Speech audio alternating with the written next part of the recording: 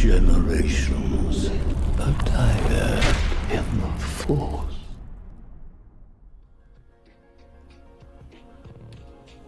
What's up, guys? Welcome to another episode of Dyad in the Force. I'm your host, Element. And I'm Darth Choco. Hello there. Hello there. This is episode 44, and we have a lot to talk about. We have a couple of covers that came out for High Republic, as well as a trailer for Star Wars Hunters. And then, after we are done discussing those, we will open it up to the floor and have a open forum where we can talk about anything you guys want to talk about in the chat, or anything our guests want to talk about. Also, before you guys do anything, if you're in the chat right now, please help the stream out. Don't forget to like this video, boost this stream, boost the show so everybody can come and watch us. It really helps us out. We appreciate everyone that's tuning in right now. But without further ado, let's introduce our guests, Josh and the Jedi Always. Introduce yourselves to everybody. We'll start with Mace. Just again, if you're not familiar with the pirate nowadays, I don't know where you've been. Thank you, Element. Thank you, Darth Choco, both of you, for having me. As you all know, I'm MaceAhWindu, a Star Wars creator, mainly on TikTok and also on YouTube.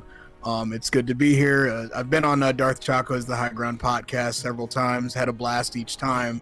And this is no different. I'm very excited to be on the Dyad in the Force for the first time, I think ever. Yeah, ever. So That's going to be a lot of fun. I'm excited to talk about the High Republic, Star Wars Hunters, and whatever else we want to discuss. So good to be here. Awesome. And the Jedi Always. Who are you? Where can we find you? And what are you about? I'm on TikTok primarily. I've slowly been branching out, but yeah, I'm the Jedi Always on TikTok. If you didn't know, I talk Star Wars primarily. Like lightsaber combat's kind of my bread and butter for the most part.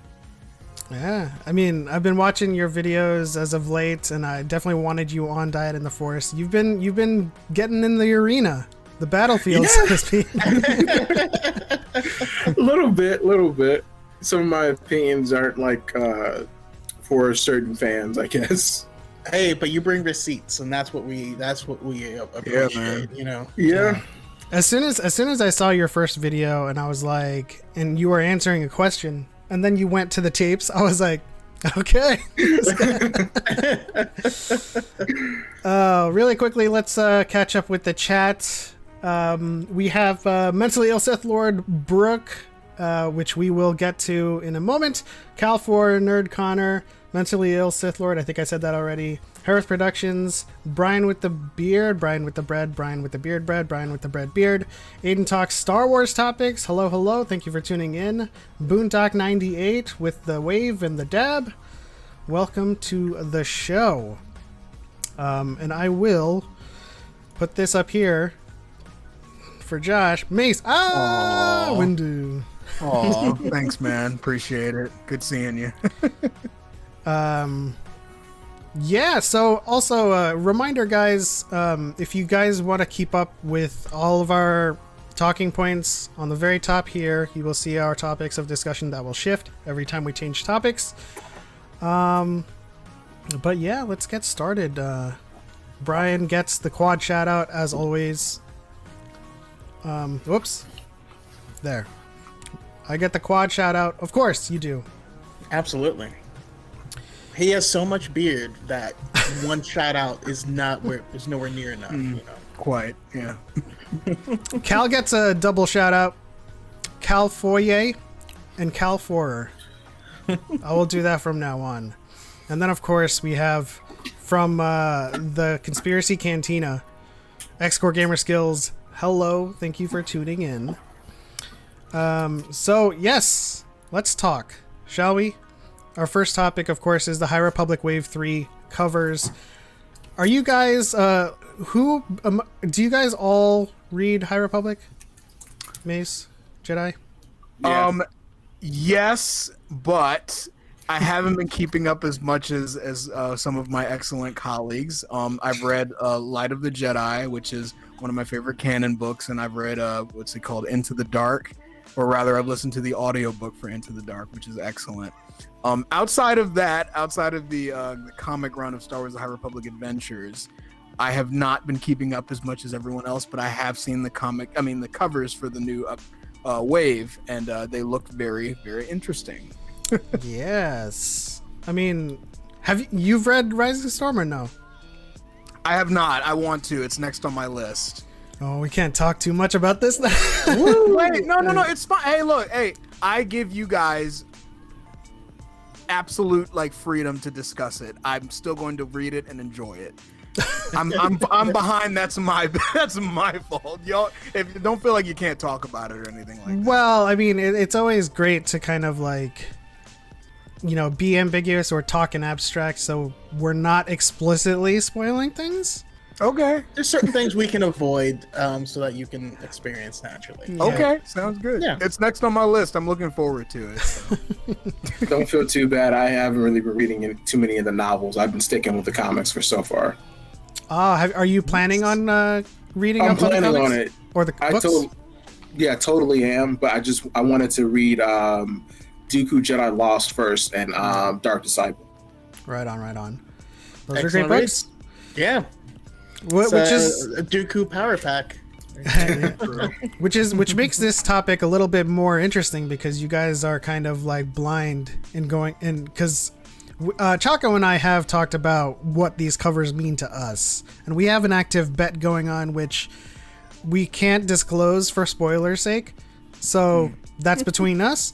But I mean, what do you guys think of this cover right here? What does that make you feel for Fallen Star by Claudia Gray?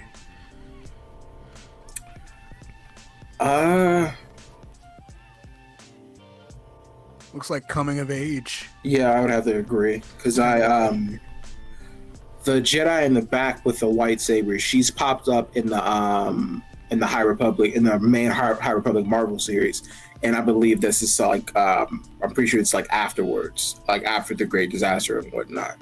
Yeah, Is that Stellan up front? that is. Yeah, I love him. He's amazing.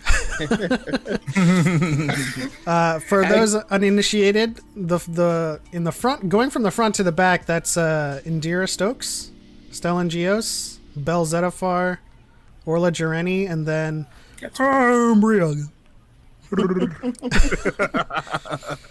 You can't talk about Briaga without doing that.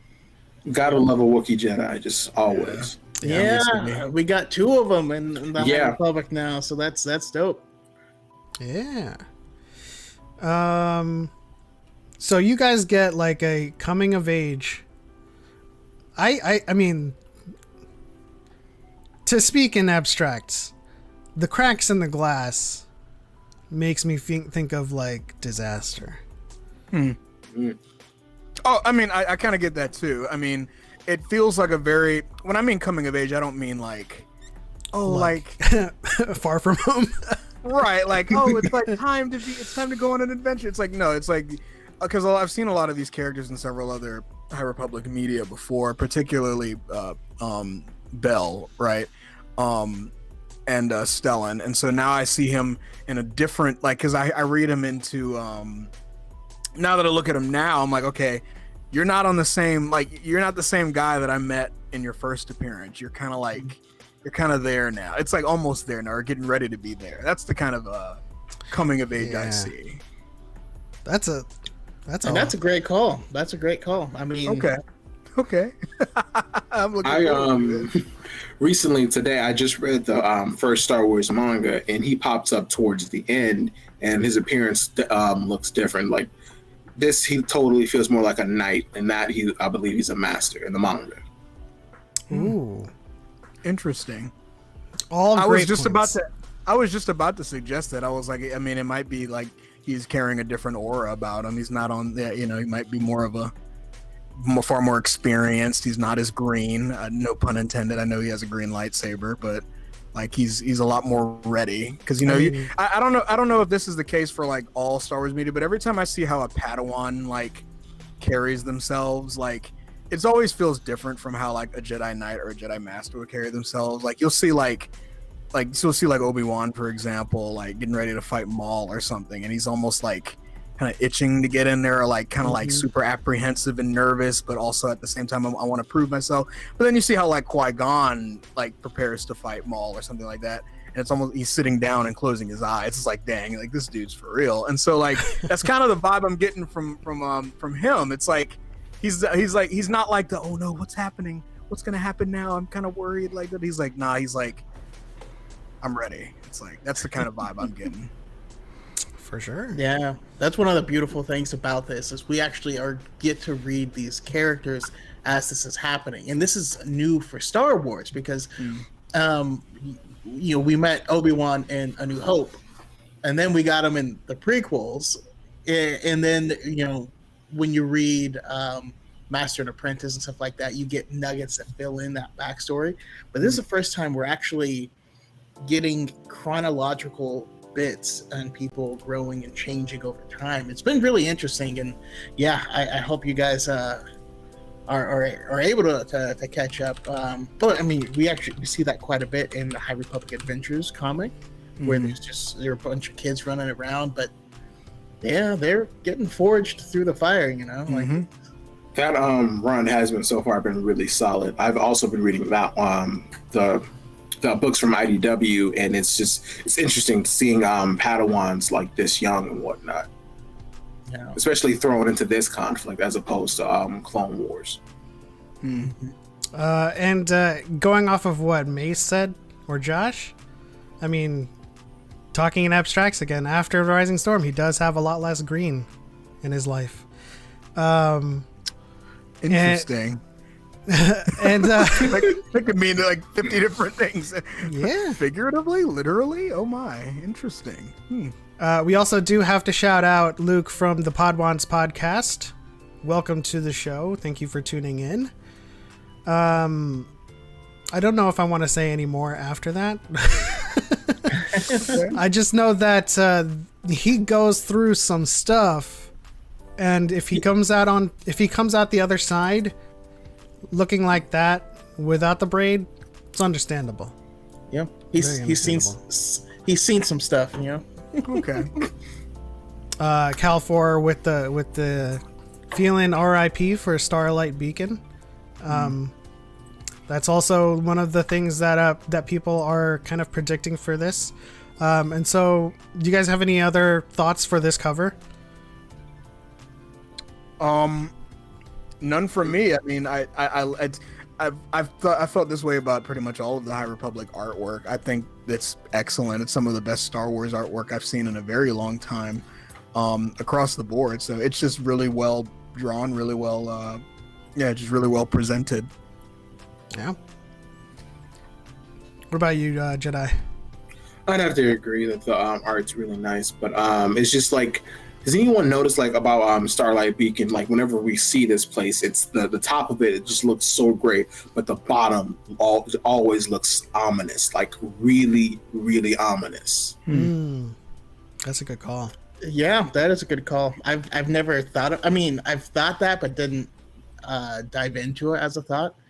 And I mean, it could The next time you guys see it in a comic, metaphor. the next time you see it in a comic, just really look at it, because whenever I see it, I'm just like, the top part of this looks great. It looks like what the High Republic's all about, but then you see that bottom, and I'm just like, are we going somewhere with this? Like, what?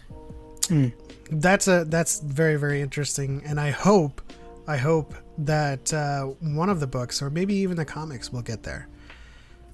Because hopefully, that's a great point. Let's go to this one, Justina Island's Mission to Disaster. Courage, Test of Courage vibes again. We have Emery and Vernestra out fighting dragons. Probably visiting Talo.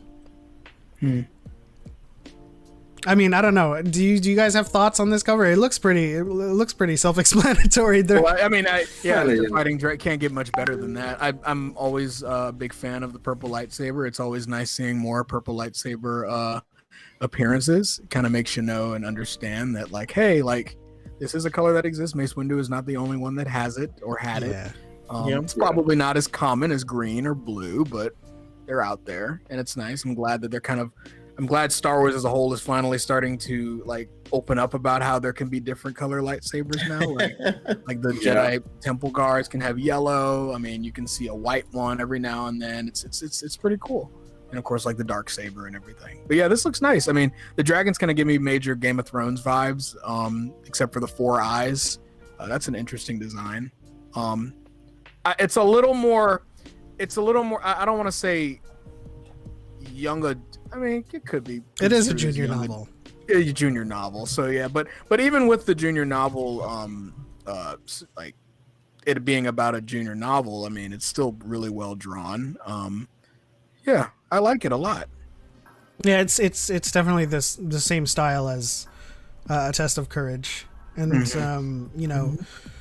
being a junior novel has nothing to do with its writing quality at all. Lost Stars is a junior novel, right? Yep. Yeah, and that's one of the best Star Wars novels of all time. Get Wait, wrecked, Lost Stars is a YA, isn't it? Young adult? Yeah, sorry, it is YA. Not junior, my bad. A young adult novel. It is, yeah. A Test of Courage. The mangas for it are young adult. Like, I've seen a few of them, and like, yeah. Yeah, so we have Race to Crash Point Tower, Test of Courage, The Great Rescue, and The force is strong with this one. this as junior novels in the High Republic era. They're usually like the small books that you get, and they usually have cover art that is very family friendly. At the same time, yeah, it does not necessarily mean that the content isn't great. I mean, because Star Wars is coming of age, and we're watching Vernestra, who is this highly advanced, like, technically, Jedi, becoming a master. I mean, not a master, a knight much younger than the average, but with zero to no experience about the world at hand. And so we get to watch her kind of like grow and understand how certain things, like, people using the Jedi as pawns in their own political games, and she doesn't see it. She has no experience with that. She just knows how to be good with a lightsaber. I'm hoping to get more information on her. Her lightsaber's a little special. That one also turns into a light whip, which is something that we have not seen in canon. But there is some caveats to the design to where she's not comfortable sharing that information with other people. So we need to, hopefully we get to dive a bit more into that as well. Hopefully. Huge. Just a huge shout out to Kiosco Hecho. Thank you for joining the channel, becoming a squadron pilot. Welcome to Squadron 7. And you can leave in the chat if you'd like what starship you'd like to pilot in the squadron, and then I will get you on that graphic. Jedi, you were saying, sorry. Yeah, no, you're fine. She pops up in the main Star Wars series, and like when they're fighting the Drengir, and she starts off using her normal saber, but eventually does switch to the light whip. But she is hesitant to do it. It's not just like immediately switch to the whip. It's just like, I don't have a choice now. Then she switches. It's interesting, like the hesitance at first, because it's not really about her, like a doubt within herself. She just like, it's like an external thing where like, what are they gonna think? What's my master gonna think? You know, what does everybody think in terms of like this upgrade that I've made to my lightsaber? Are they gonna think less of me or different of me, knowing that, like, I don't know, it could be perceived as a dark side upgrade. But of course, shout out to X-Core Gamer Skills, who says, glad to see the Jedi always out there, out here, fabulous creator. Thanks, Core. And whenever I go to your videos, like, I always hear your voice first, and it's like a warm bath. Like Warm bath. Yeah, your voice just has this like velvety quality, you know, that you're just like, oh yeah, this is nice. I don't know. I will say he does have, like, you know, the delivery. Whenever I scroll to one of his videos, and he's like, you know, nicely and kindly dunking on someone. Yeah. He does have that quality for sure. Very velvety. Kind of like, I wish that was like the voice of like a smart toaster. Your toast is ready. But I'm about to dunk on you. So here we go. I do my best to go into situations like not hot-headed or just not angry, just calmly dismantling someone's argument, because one, I find it hilarious, and two, it's just like, we can be civil about disagreeing. I try to think that, like, where I work, if you bring up certain topics, people will get like really, really particular, if you will. And I have to, the way I put it is, I have to fence around them and whatnot. Mm-hmm. Like, if I have to correct someone or get someone to view a different line of thinking, I was like, I see what you're saying, but how about this? And that's when I correct them. Absolutely, that's what Choco has to deal with too. I think, like, yeah, I'm a little bit more outrageous with some of my dunks, simply because like, I feel like I have to balance out Choco's kindness. And Mace, Darth Choco is a sweetheart. Mace will just dunk. Yeah. I'm in my youth. In my earlier days, I was a little bit of a menace, but yeah. Yeah. Moving on to the next cover. It's probably our most ambiguous cover, Midnight Horizon by DJ O. I love that cover, but it looks so good. It does. This is probably my favorite High Republic cover, like, out right now. Oh yeah.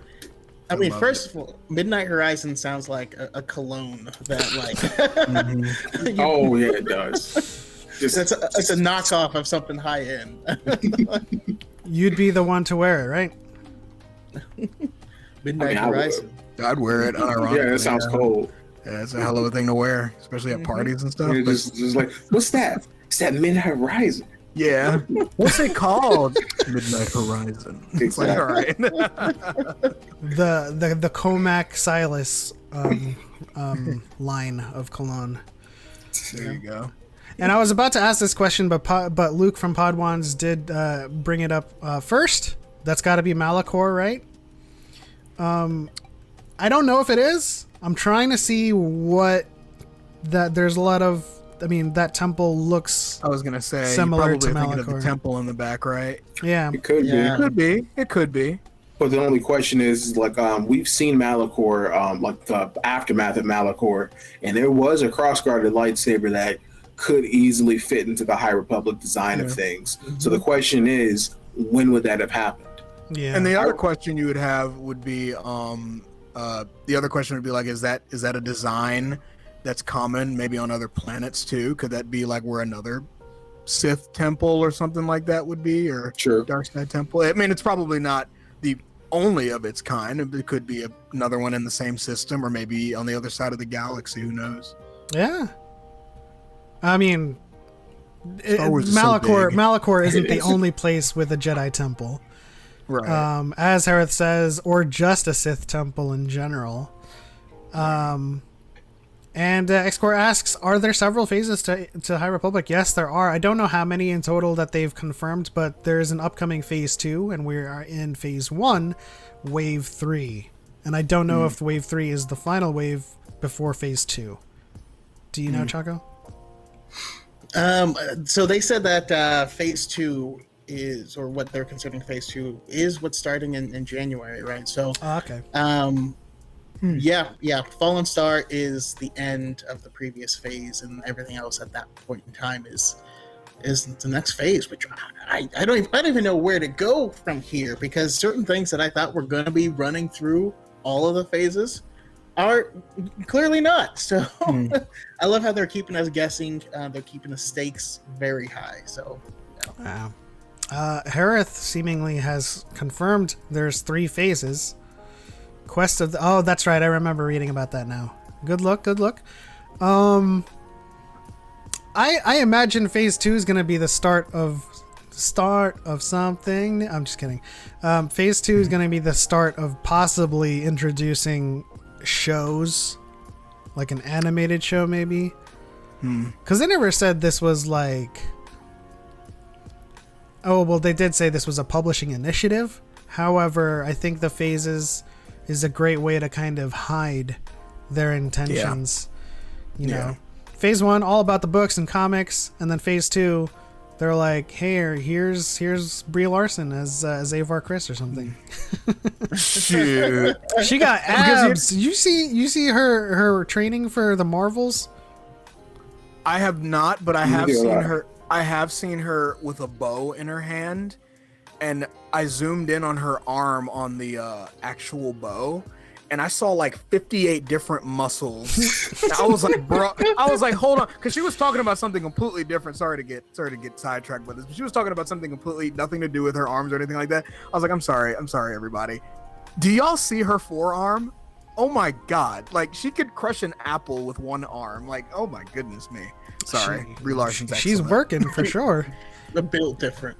Seriously, literally built different. It's insane. But I was gonna ask, and maybe we're talking about this later. I don't know, but doesn't the Acolyte take place towards the end of the High Republic era, like roughly about 100 and something years before? So, correct me if I'm wrong. According to the timelines in the books and in the Star Wars book, the High Republic ends at 100 BBY. And but then again, according to the timelines in the books, Dooku Jedi Lost, which is 80 BBY, is within the High Republic era. So I'm a little bit confused or shaky on that, but if I were to like give a definitive speculative answer, the Acolyte would be 100 BBY, around there. Okay. Yeah. Interesting. So I can definitely see, I mean, depending on when we actually get it released, which I think is probably going to be 23, I could definitely see this initiative for phase 3 running into the Acolyte. Yeah. I kind of thought about it as a bookend to the phases they were gonna do. Like maybe the Acolyte is like that show that's like, hey, this introduces like the final phase of this initiative that we're doing. Maybe even introduce like a slightly familiar phase, maybe something like Darth Plagueis or something. Just throwing that out there. I mean, hey. I mean, that's my dream as well. So yeah. Does Acolyte fall into with the Rule of Two Sith, or was it before? The Rule of Two Sith was 1,000 BBY. Oh. So it started then. So so if there's any Sith in existence right now during the High Republic, they're in hiding. Yeah. Like on some grand plan stuff or something. Oh yeah, like no, totally. Yeah, and we even see, you know, 2 Sith in one of the panels in the Marvel High Republic run. In a flashback type of deal. But they are going strong somewhere.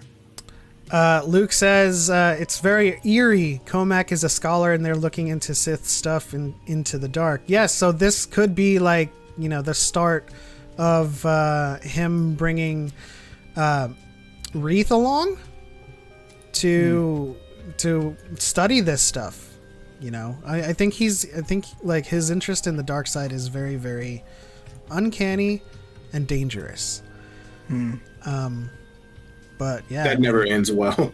Midnight. It instantly reminds, the synopsis of it instantly reminds me of the Old Republic short, where they had who's the guy that voices Nostaral, Lance Henriksen, talk about the story of Master, what was his name, Barrow Over or whatever, and he was a Jedi Master who was a scholar in the Old Republic era, about 100 years before the Treaty of Coruscant or anything like that. And so him and his Nautolan Padawan always traveled to like other Sith ancient areas and uncovered knowledge and stuff like that. And then it turned out he was like a Sith infiltrator who was kind of like finding stuff so they could like use it to their advantage when they finally came back. But it kind of gave me that thing where like Jedi always like look into more knowledge and always want to know more, and then like you have the Master like, hey, be careful, don't get a little too excited there. Remember the last person that you're learning about right now literally tried this, and so I love that idea of like a Jedi who's like in his convictions, but then he reads into some stuff and then it starts corrupting him without him even knowing it. It's really creepy. It's like it really opens up the darker side of Star Wars. And well, it also gives Set Hearth vibes from the Darth Bane books, where he is considered a dark Jedi, but yeah, that was his job as well, is to go through to get these dangerous artifacts and stuff, because little things imbued with power or whatever could start to corrupt people, or and this, that, and the other. But he started keeping them for himself and using those to power himself and dipping into the dark side. And so we could potentially see situations that go similar to that as well.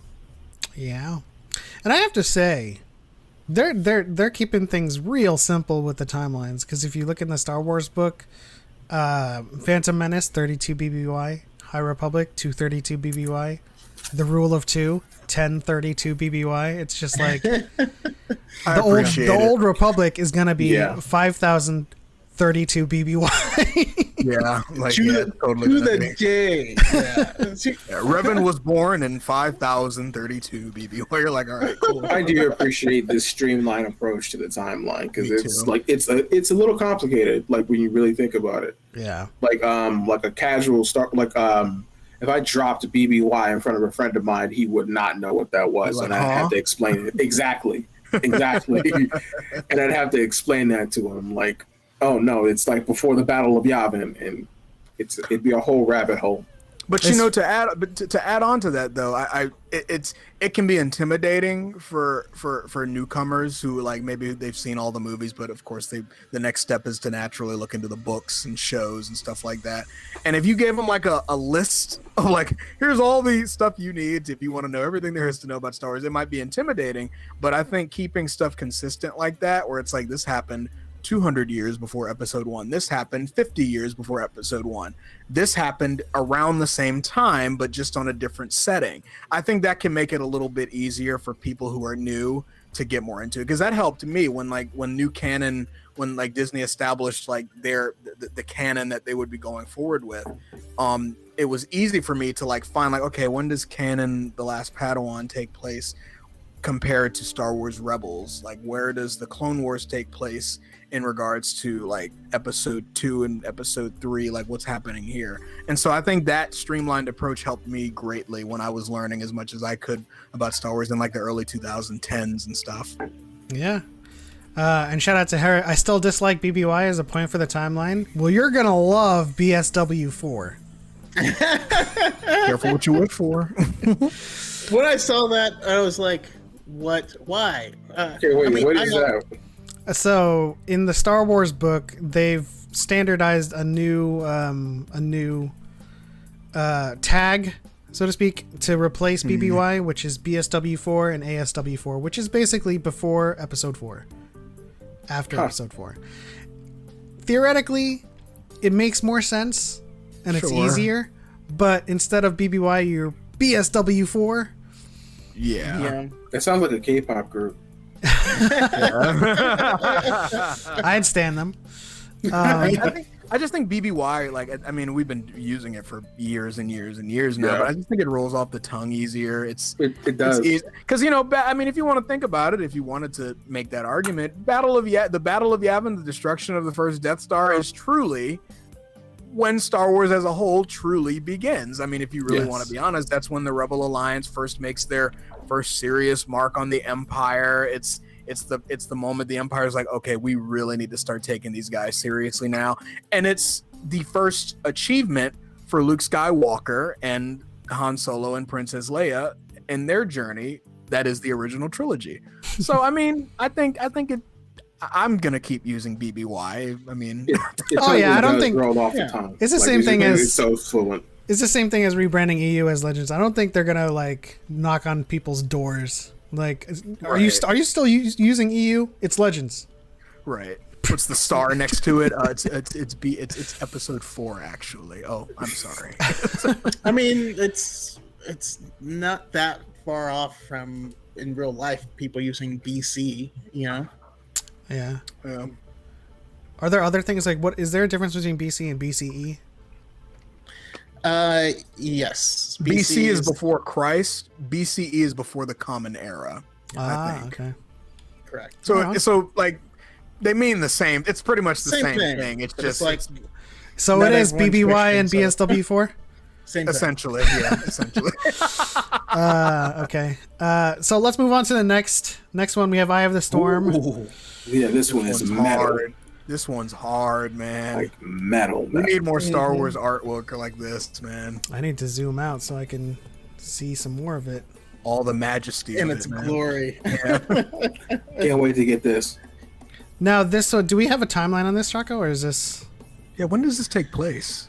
So we do know that in this story we're gonna get a lot of his background and stuff as well. So I don't know if this is all prequel or all real time or a bit of both. I don't think anyone has fully explained that, but they did say we are gonna get a lot more of his history in this book. I mean, in this large comic, it's still a book, but This is just an awesome cover. This is So- excellent. So is this the leader of the Nile?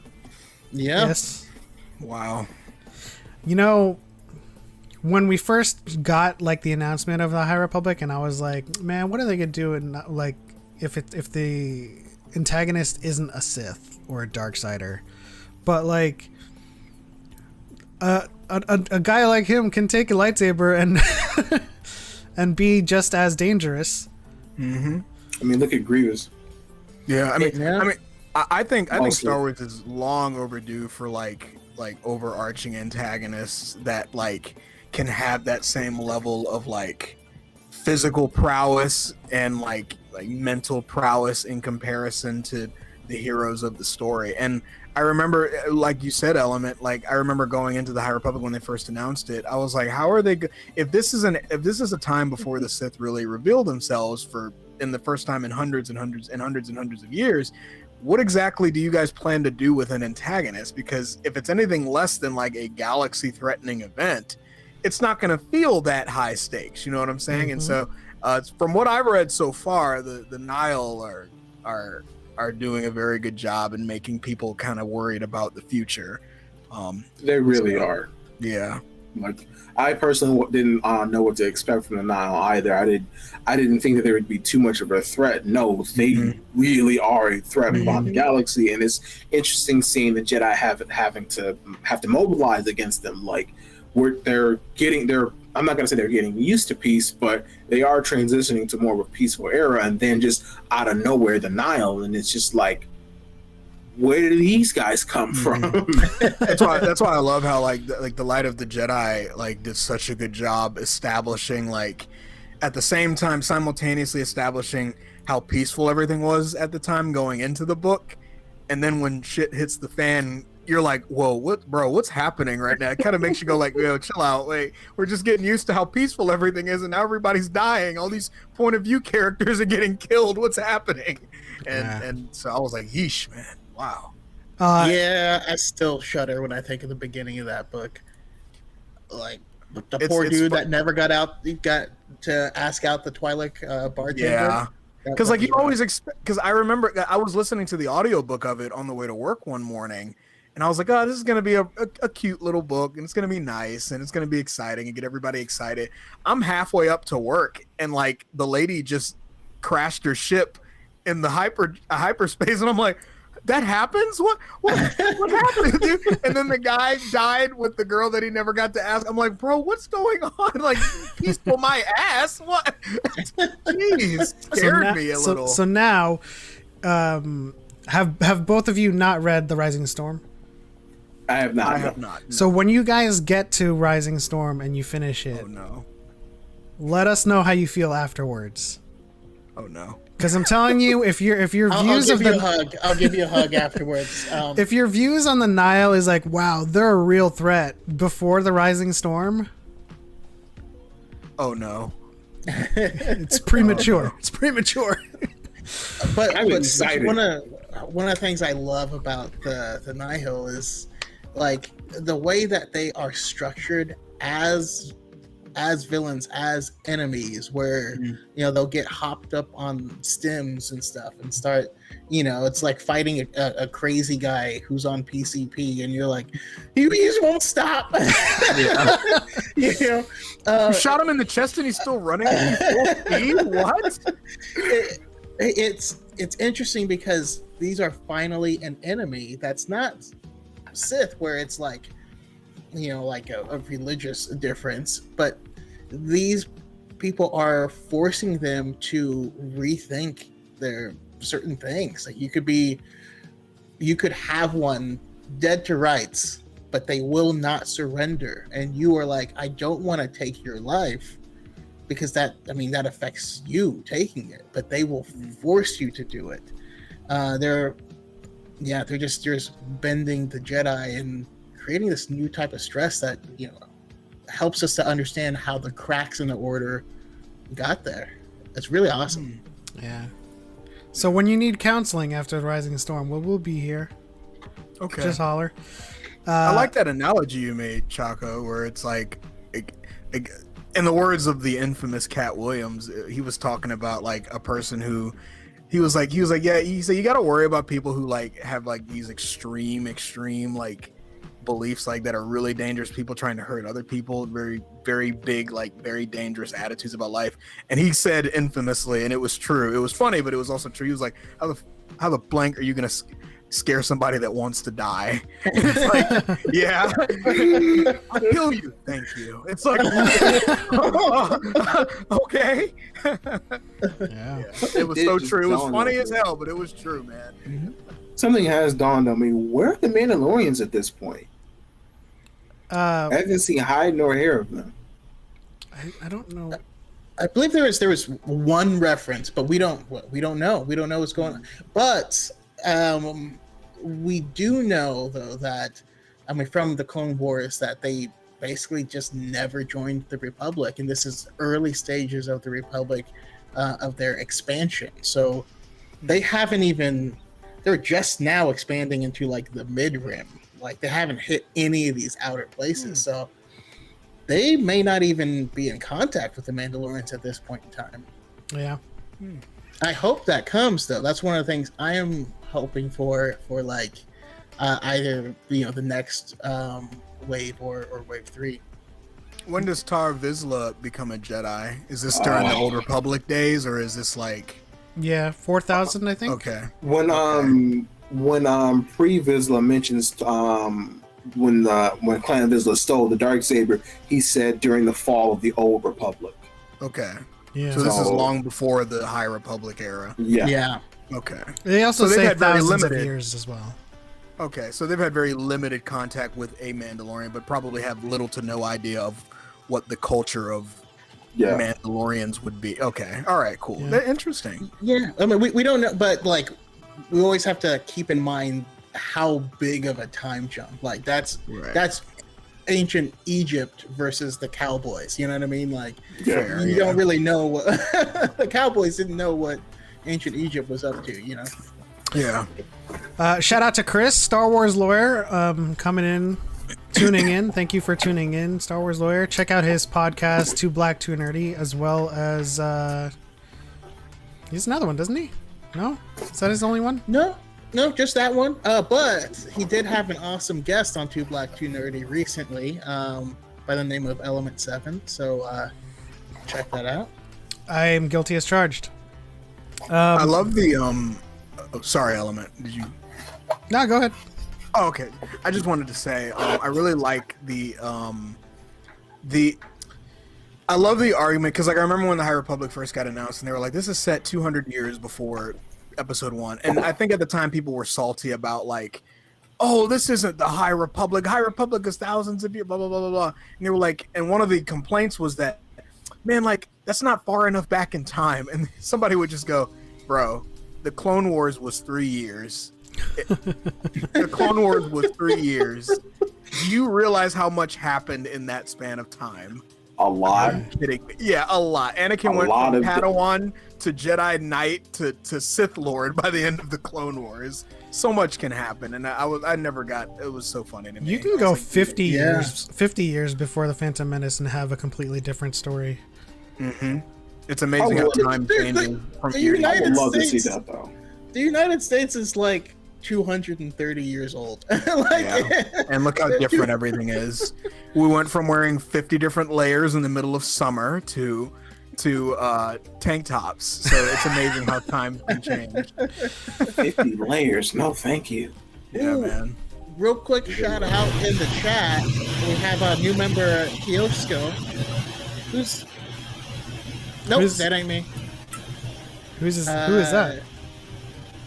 Jedi Always, you want to mute for a second? Oh. Wait. That was weird. Okay, so yeah, there's some type of other sound coming in. I don't know if your mic changed or something like that to something wider.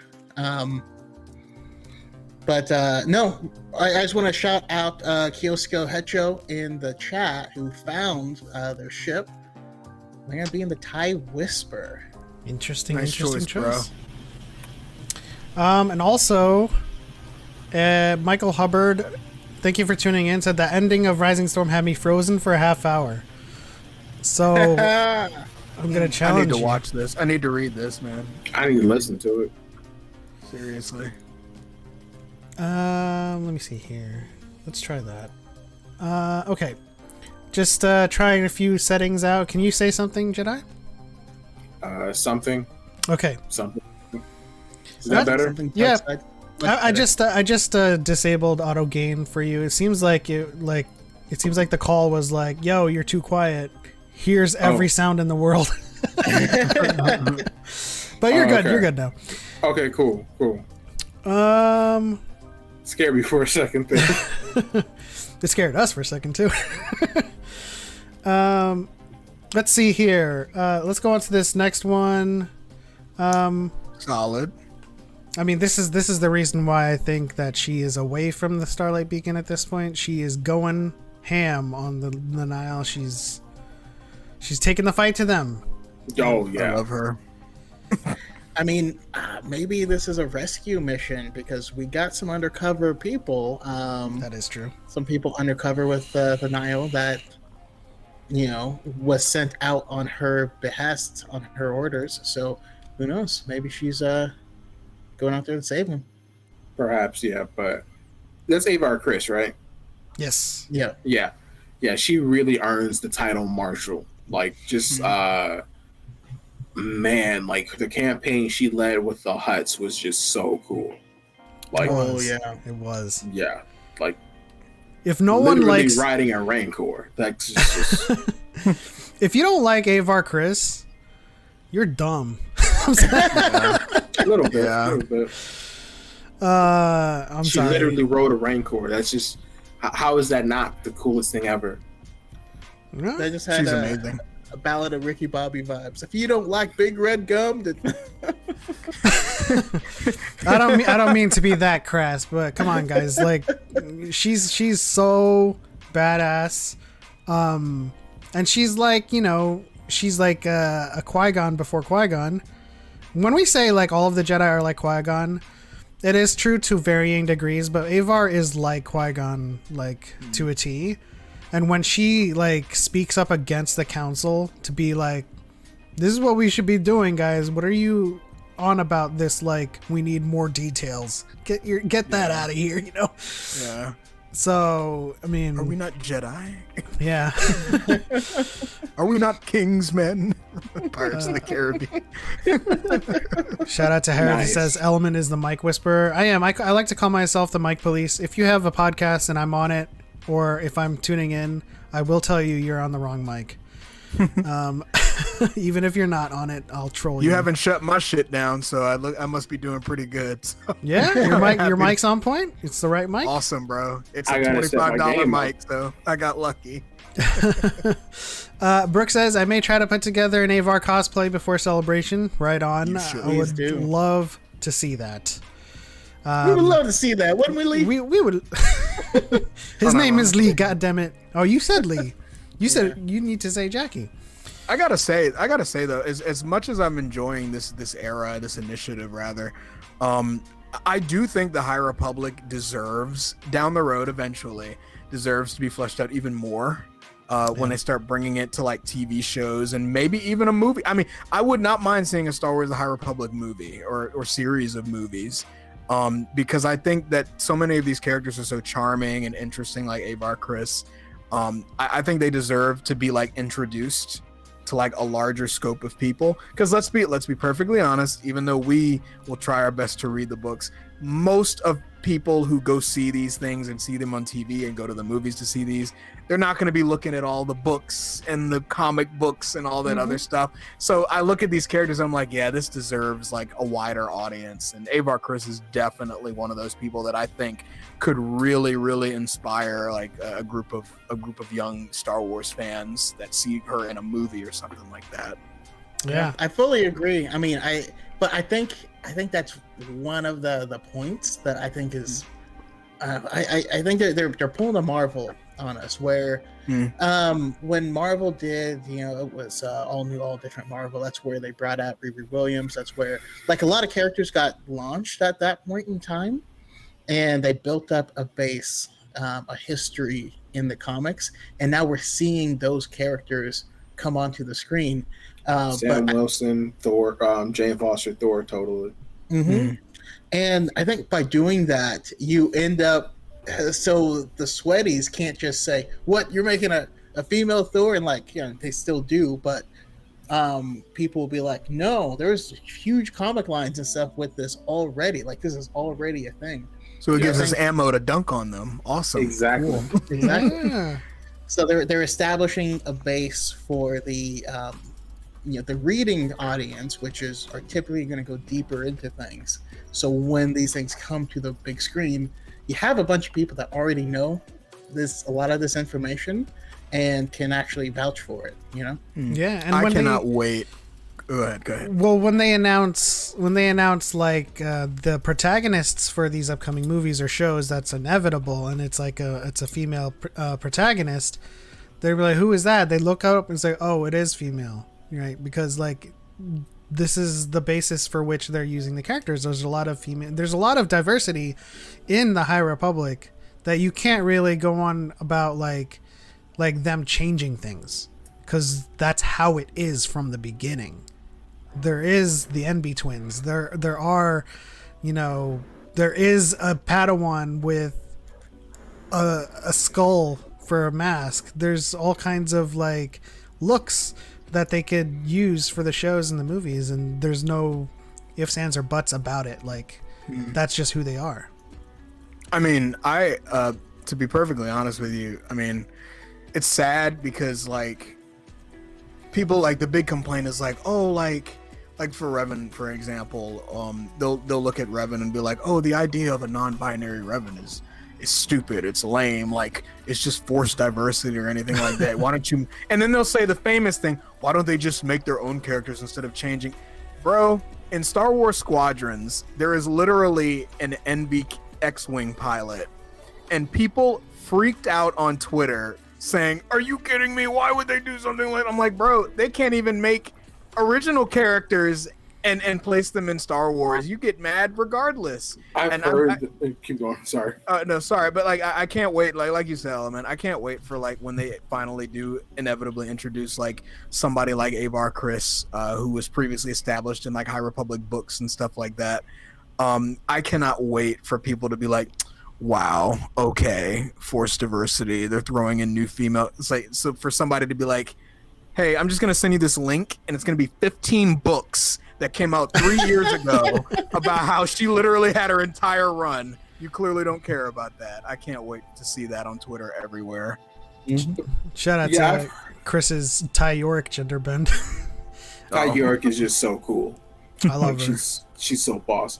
But yeah, no, I've heard all of those arguments so many times before. Like, especially, why don't they just make new characters? Like, it's like hearing that argument it's always this from the same person every single time, and it's just so tedious. Mm-hmm. They don't actually want original characters. They just they don't want it at all. And no, they don't at all. Let's be honest, they don't want it at all. They don't want it anywhere, and it's just like, which is confusing.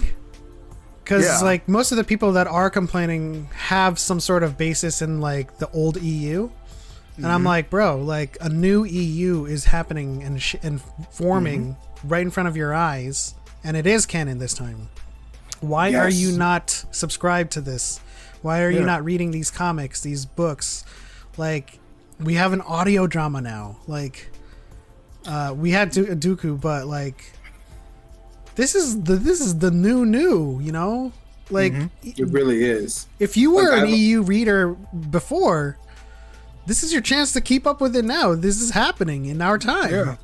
Yeah. Like I've been saying for a while now, I think we're pretty much in a golden age of Star Wars right now, because it's just we get consistent content, and for the most part it's been hits on like for a lot of the stuff here, and it's just like when I look at other fandoms and whatnot, like say like Lord of the Rings or Harry Potter, where there's basically no new content, it's just like, is this what you guys want, to just have nothing? And I've talked to people that have said, oh yeah, no, it should have stopped after the first 3, and I'm like, no, like not at all. Yeah, I mean, if that's unfortunate, if that's what you think, then leave us alone. Why are you even here then? Watch 4, 5, and 6, and then that's it. Just celebrate that. Oh, the sequels aren't canon to me. All right, then why are you on my feed, bro? Yeah. My favorite one that I've gotten was I don't really like the High Republic because I like the Old Republic, and I'm like, I love the Old Republic. Like, I've read everything that's come down. The two aren't mutually exclusive. You're not the same. Like, that's right. That's like me saying, "Hey, you want some pizza?" And you're like, "Nah, man, I like hamburgers." And you're like, "You can like pizza too. Yeah. Like, try it." So, do you want like a burger? Or, I mean, I can get you a pizza with cheese, beef, and some tomatoes and pickles if you want. Like when you were born, did your dad like rage around the house going, "This is a hamburger household"? Like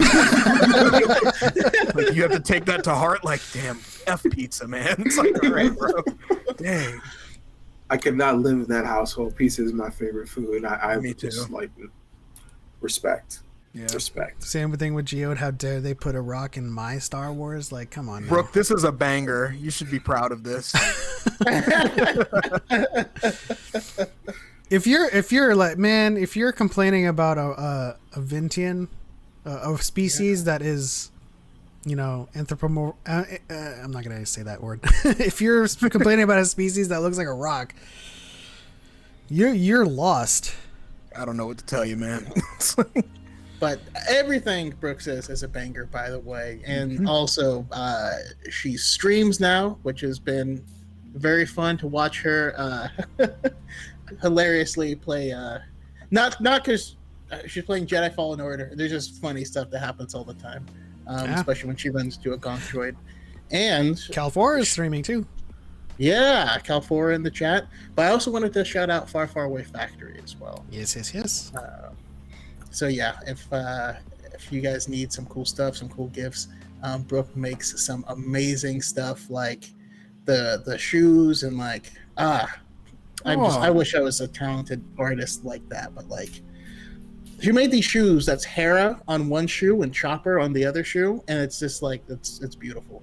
That's amazing. Yeah. And you can like you can have like male shoes too, right? This isn't like specific towards any specific like. Oh yeah. Okay, awesome, cool. Just checking. I was planning on getting some. If they all look like this, I plan on getting some. I don't know if you're tuned into the stream, but like that jacket with the throne room fight in The Last Jedi is Oh yeah, I see it. The masterpiece. Darkness Rises. This looks really good. Might be visiting in a little bit. I'm looking forward to that. Wow. Yeah. Far Away Factory on Instagram, etsy.com/shop/Far Away Factory. Shout out to Brooke. So let's shift topics. Unless you guys have any other covers you want to talk about, we are running long on this topic, and I do want to save a lot of our discussion for the open forum part because we have been kind of veering into the open forum. Might as well. Just a little bit. Brooke says, I make shoes for all. Covers. Awesome, Brooke. Yeah, I mean, I don't didn't know. read the synopsis on purpose so I can go into the stories like just raw with it. Because the only thing I read before was like the free comic book day for the manga, and that was really good. And then I would read the full thing, and it was just like awesome. Yeah. I'm a little bummed. We gotta wait till I believe February to get the. Oh no! But February? Wow, it's a long time. Yeah.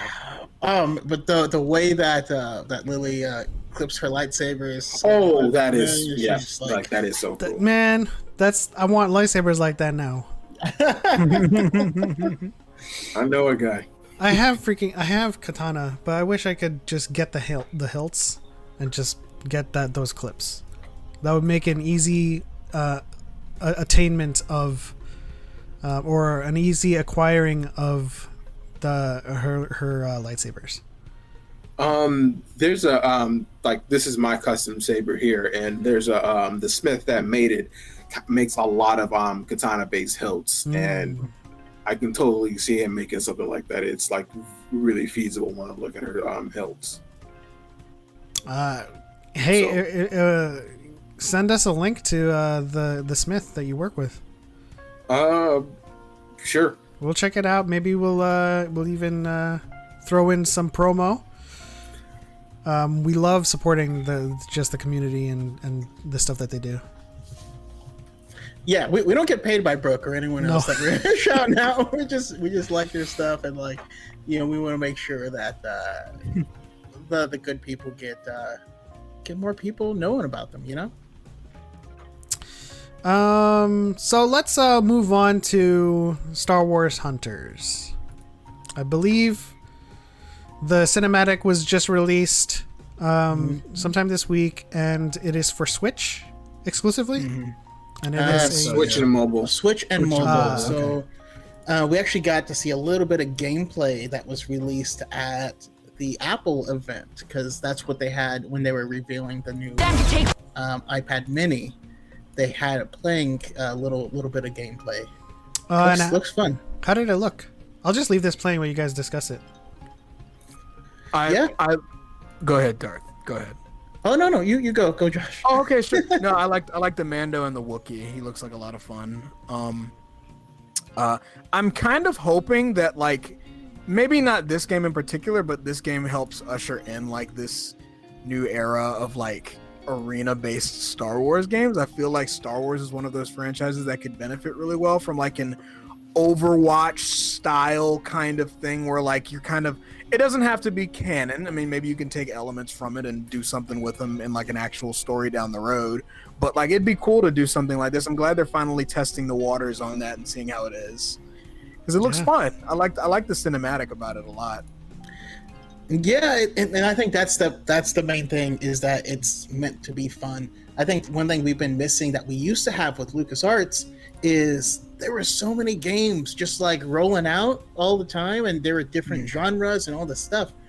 And I feel like console gaming has gotten too serious where like now you can't do that. But they have been doing that in the mobile space still, where they've done MOBAs and like just different styles of games. Yeah, hopefully this ushers that in. I mean, there's two droids in or there's two Jawas in a trench coat. That's a character in this. Yeah, that's hilarious. And the droid Jedi.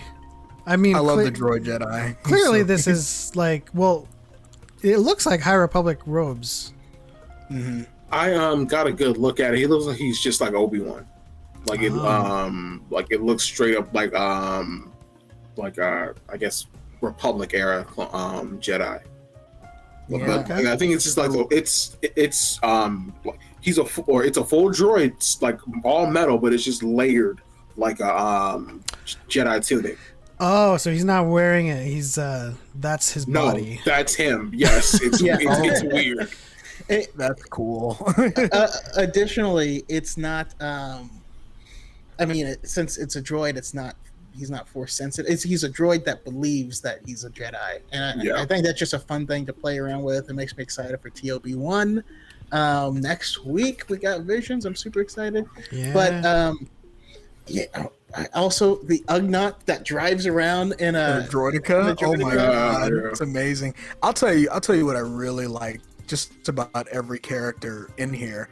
They all have like really, really unique, like not backstories, but like synopsises about them. Like I love how there's like a robot that thinks he's a Jedi, and then you can ask a question like, does that make him a Jedi, or is he just programmed to be a Jedi? And then you see like what is she, the New Republic hero, where she has like the two robot legs? Is she like a New Republic, or is she Rebel Alliance? I believe New Republic. She's this New Republic. This takes place like after Return of the Jedi. And of course the Mandalorian with like I think his gorgeous armor. I think his armor is some of my favorite looking, like aesthetically, like Mandalorian armor I've seen. And they all have like just such a variety of like what they're about. Like two Jawas in a trench coat, an Ugnaught riding a droideka, an Imperial Remnant stormtrooper who like is probably who refuses to accept that the Empire isn't a thing anymore. So he has like this messed up stormtrooper armor. It's insane. I absolutely love it. I love how they all have different like things about them. Yeah. What did because I didn't get a chance to see that Apple event. What did well, never mind. Shout out to Star Wars lawyer who transferred $10 of ramen into the vault. Visions hype. Indeed. Train. I love how it's all coming out at once too. That's such a welcome surprise. Wait, I would have been. Yeah, it's coming out all at once. All 9 episodes or whatever like that. Oh yeah. It's all dropping next Wednesday, and I'm so excited. I remember I thought I heard it wrong because I'm so used to like Disney Plus doing the weekly thing, and I would have been okay with that, and I think Visions could have worked with that. Yeah. But the fact that they were like, yeah, it's all out on Wednesday, I'm like, I'm binging. Oh yeah, I got to ready. kidnap a friend of mine. I'm thinking about all the content I'm trying to do with it. I'm like, oh, I don't know what to do. I took the day off of work. Yeah, I know. Oh man, I won't be able to watch that till. Man, I work nights on Wednesdays, but I don't care. I'm watching all of that. Yeah, Like all of it. That's completely bingeable. Shout out to Big Snacks, $2 of ramen. I love how all the characters look interesting. They are very interesting. Do. Like that Wookiee looks really cool. Just like him using what looks like two parts of droids as melee weapons. It's just I'm here for that. Like I'm totally here for that. Oh yeah, I'm good. Just like something kind of fell, and I'm glad it wasn't one of the many lightsabers I own. Box. Shout out to Star Wars lawyer again. Hey, I know that voice. Yes, that is his voice on the alerts. He is voicing Darth Vader. The voice is strong with this one. I like to make use of people in the community. They got some talents. I can show it off. So like, is this like an arena battler, or is it like a MOBA? So. Yeah, so it's an arena battler that is third person, and when you see the clip, they're playing as Reeve, the dark side warrior, and you see her like do a flip attack, and then you see her do a saber throw attack. It looks a lot looks like it's all pretty small. And so it's not like the same scale as like Overwatch or something like that, which is what I would really love. I would love that. I'd play that to my heart's content. It is it is on mobile, so that's probably why. Yeah, absolutely. Yeah. If it's well received, or at the very least, if it looks like it has some promise, it may not actually have to sell millions and millions of copies, or it may not have to be played by a third of the world in order for it to be a lasting impact on it. If they look into it and say, hey, I kind of like what they're doing here, I like what they're doing there, let's turn this into an actual thing that we can hype up at the next gaming event and call it like Star Wars, maybe even a sequel to Star Wars Hunters, and make it more widely accessible to the main consoles and PC. I can totally see that happening, because it's happened before. Like one of the Assassin's Creed started on the PS Vita, and then they would later move it to the PS. Liberation, right? Yes, I love that game. It's the Kenway Saga one. It's the girl that what's her name? I played it back when it first came out. Wait, hold on. She's half black, half French. Yeah. Oh my god! I'm sorry, I'm not trying to hold up the podcast. I'm like, no. Hey, I held up a podcast trying to search for a movie that I. Yeah. Speaking of which, I actually, you can go to swhunters.com. I just put a link in our Dyad chat. Okay. But there's like even like little character breakdown, so you can see some of the information.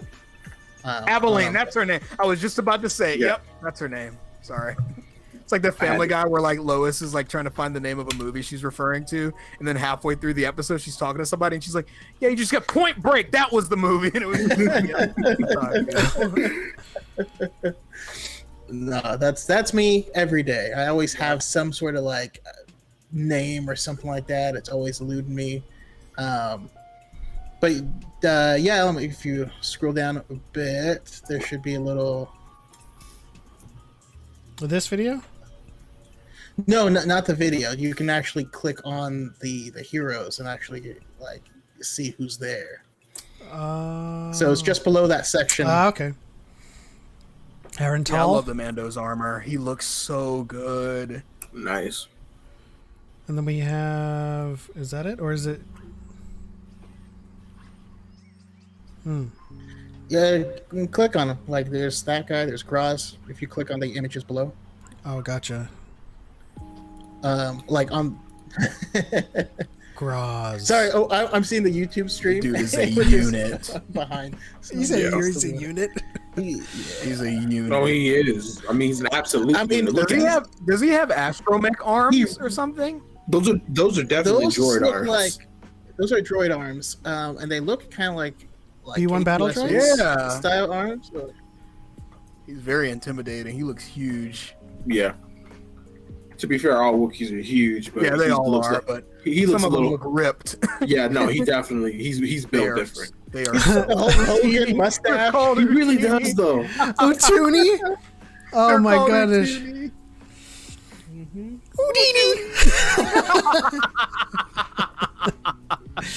Excellent, dude. Can we see the robot Jedi? Wow, right, J3DI. Dude.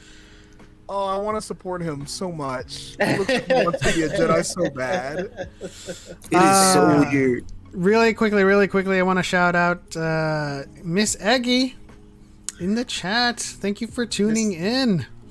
Eggy's the best. Oh yeah, she's dope. If you don't already follow her at miss.eggy. She's the best. Absolutely. She's so cool. Then we have Reeve, a shrewd dark side warrior. Okay. Somebody pointed out for Reeve, her name design is a lot like the Acolyte title, and I was like, that's really Kinda interesting. is, I doubt it has anything to do with it, probably, but it is interesting. You can see the lightsaber cuts on it. I mean, I bet that's the aesthetic that they want going forward. The Sith Order, I mean. Yeah. Listen, if you're in the media or if you're doing an interview, show our name with lightsaber cuts. Yeah. It's in the contract. Imara Vex looks like a bounty hunter. Yep. And Slingshot is the Ugnaught. Yep, Dude's just having a good time. I'm gonna main Slingshot because look at him. Everyone else is so serious, and he's just like, they see me rolling. Gave it a new paint job too. He's like, bro. Oh yeah, that paint job is fly. I'm ready. Yeah, a purple droideka is like somehow aesthetically like pleasing. It's like that's It really is though. It's weird. Purple's a good color. Strangely works. Yeah, it is. I wonder He's if they're going to clearly, give this fan. Jedi Force powers. I mean, if it's I mean, if it's Legends, yes, they could. They could do you anything. remember, like that in Sabine's gauntlet, she had something that was able to push people back. So you give something like that. Yeah. Yeah, I mean, the nameplate here says, one of a kind droid programmed to believe the Force is with them. So that the way it's written leads me to believe that it'll probably be like facsimiles of Force powers, but not Quick the side genuine note. particle. I'd love a story, just like a one note story about a robot or droid that has that programmed belief, and then like it makes you ask the question. It makes you ask the question at the end, like, is that what's really important? Like, not to be corny, but is that what's really most important? Maybe not to actually be a Jedi, but have the heart of one. Like, I mean, isn't maybe that what the we're getting though? Toby one. kind of. Yeah, Oh yeah, okay, all right, Is it okay. the one? That's, okay. it's like Astro Boy, but for Star Wars. I knew he looked familiar. I was like, bro, this dude looks really interesting. I mean, that is a Like, he just generic has- ass name, isn't it? It is, yeah. He's the Empire. Even in exile, he looks uniformed. Unwilling to accept defeat. That sounds about right. Yep. He has like a really gruff and like crazed voice in the trailer too. He's like, "This is for the Empire," and I'm like, okay, all right. He is not letting go anytime soon. The South will They rise never do. again. Oh man, I was monkeys thinking- fixed my his brain helmet. was going there. Who's our hero at the end? We That's the have Republic hero. Zaina or Zyna. My mind goes to rebel Zyna bad. just simply because I'm a weeb. Oh, I know what you're talking about. Miss Aggie, Josh is here. Your Twitter is amazing. Oh, thank you. I appreciate it. What do we know about this Rebel Alliance? Oh, so a veteran of the Rebel Alliance and a hero to the New Republic. So she's gone forward, or they've gone forward from the OT all the way to the sequel. So her days as a rebel is probably where she had her injuries. Probably. Yeah. Yeah. I doubt she dealt with a lot of bombs and stuff as a New Republic person, but I mean, her legs joined Cara Dune. Ooh, now that was mean, but I had somebody. accurate. I had somebody. Cold as ice. Yeah. I had somebody in the comment section. We were talking about upcoming shows, and somebody was like, "Man, like, I kind of wish, like, I miss Cara Dune," and like, no likes, and I saw like 58 comments. I'm like, I'm not even gonna touch that one. No, don't go. No Don't do comment. it. I'm not Don't opening go that there. can of worms, man. Nope. No Listen, comment. In that As- comment section you go, only sadness will you find. I think it's time. Yes. If we don't have any final thoughts on Hunters, I think it's time we went into open discussion, because that's where it looks like the conversation's should. headed. Yeah. I'm down. Well, just one last thing real quick. Go ahead. though. Go ahead. Oh, just with the Jedi droid, I just replayed the trailer, and I saw one of his abilities where basically he keeps walking forward, but he keeps spinning around at the waist. He does the official Shaylo Ren move. Oh, and the it's- form it's not incredible. form 8, the shaber spin. So I'm gonna have to clip that and send it to her because it is yeah. wonderful. That needs to be her main. Oh yeah, no. Halo, he took your move. One of the devs probably saw her video on it too. Oh yeah, for sure. Didn't credit her. Mm. Also, based on the gameplay, it seems like it plays like Heroes and Villains the most. Okay. That sounds accurate, actually.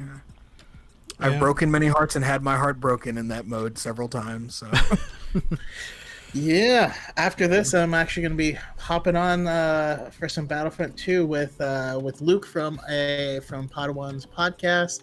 Okay. Probably Brian with the Beard Bread and Harith. And Hey. I am going to be so rusty, it's going to be rough. I might end up doing a stream on it. We'll see. If you guys want to watch me be terrible, it's You're on fine. PlayStation? Yep, PS4. Xbox.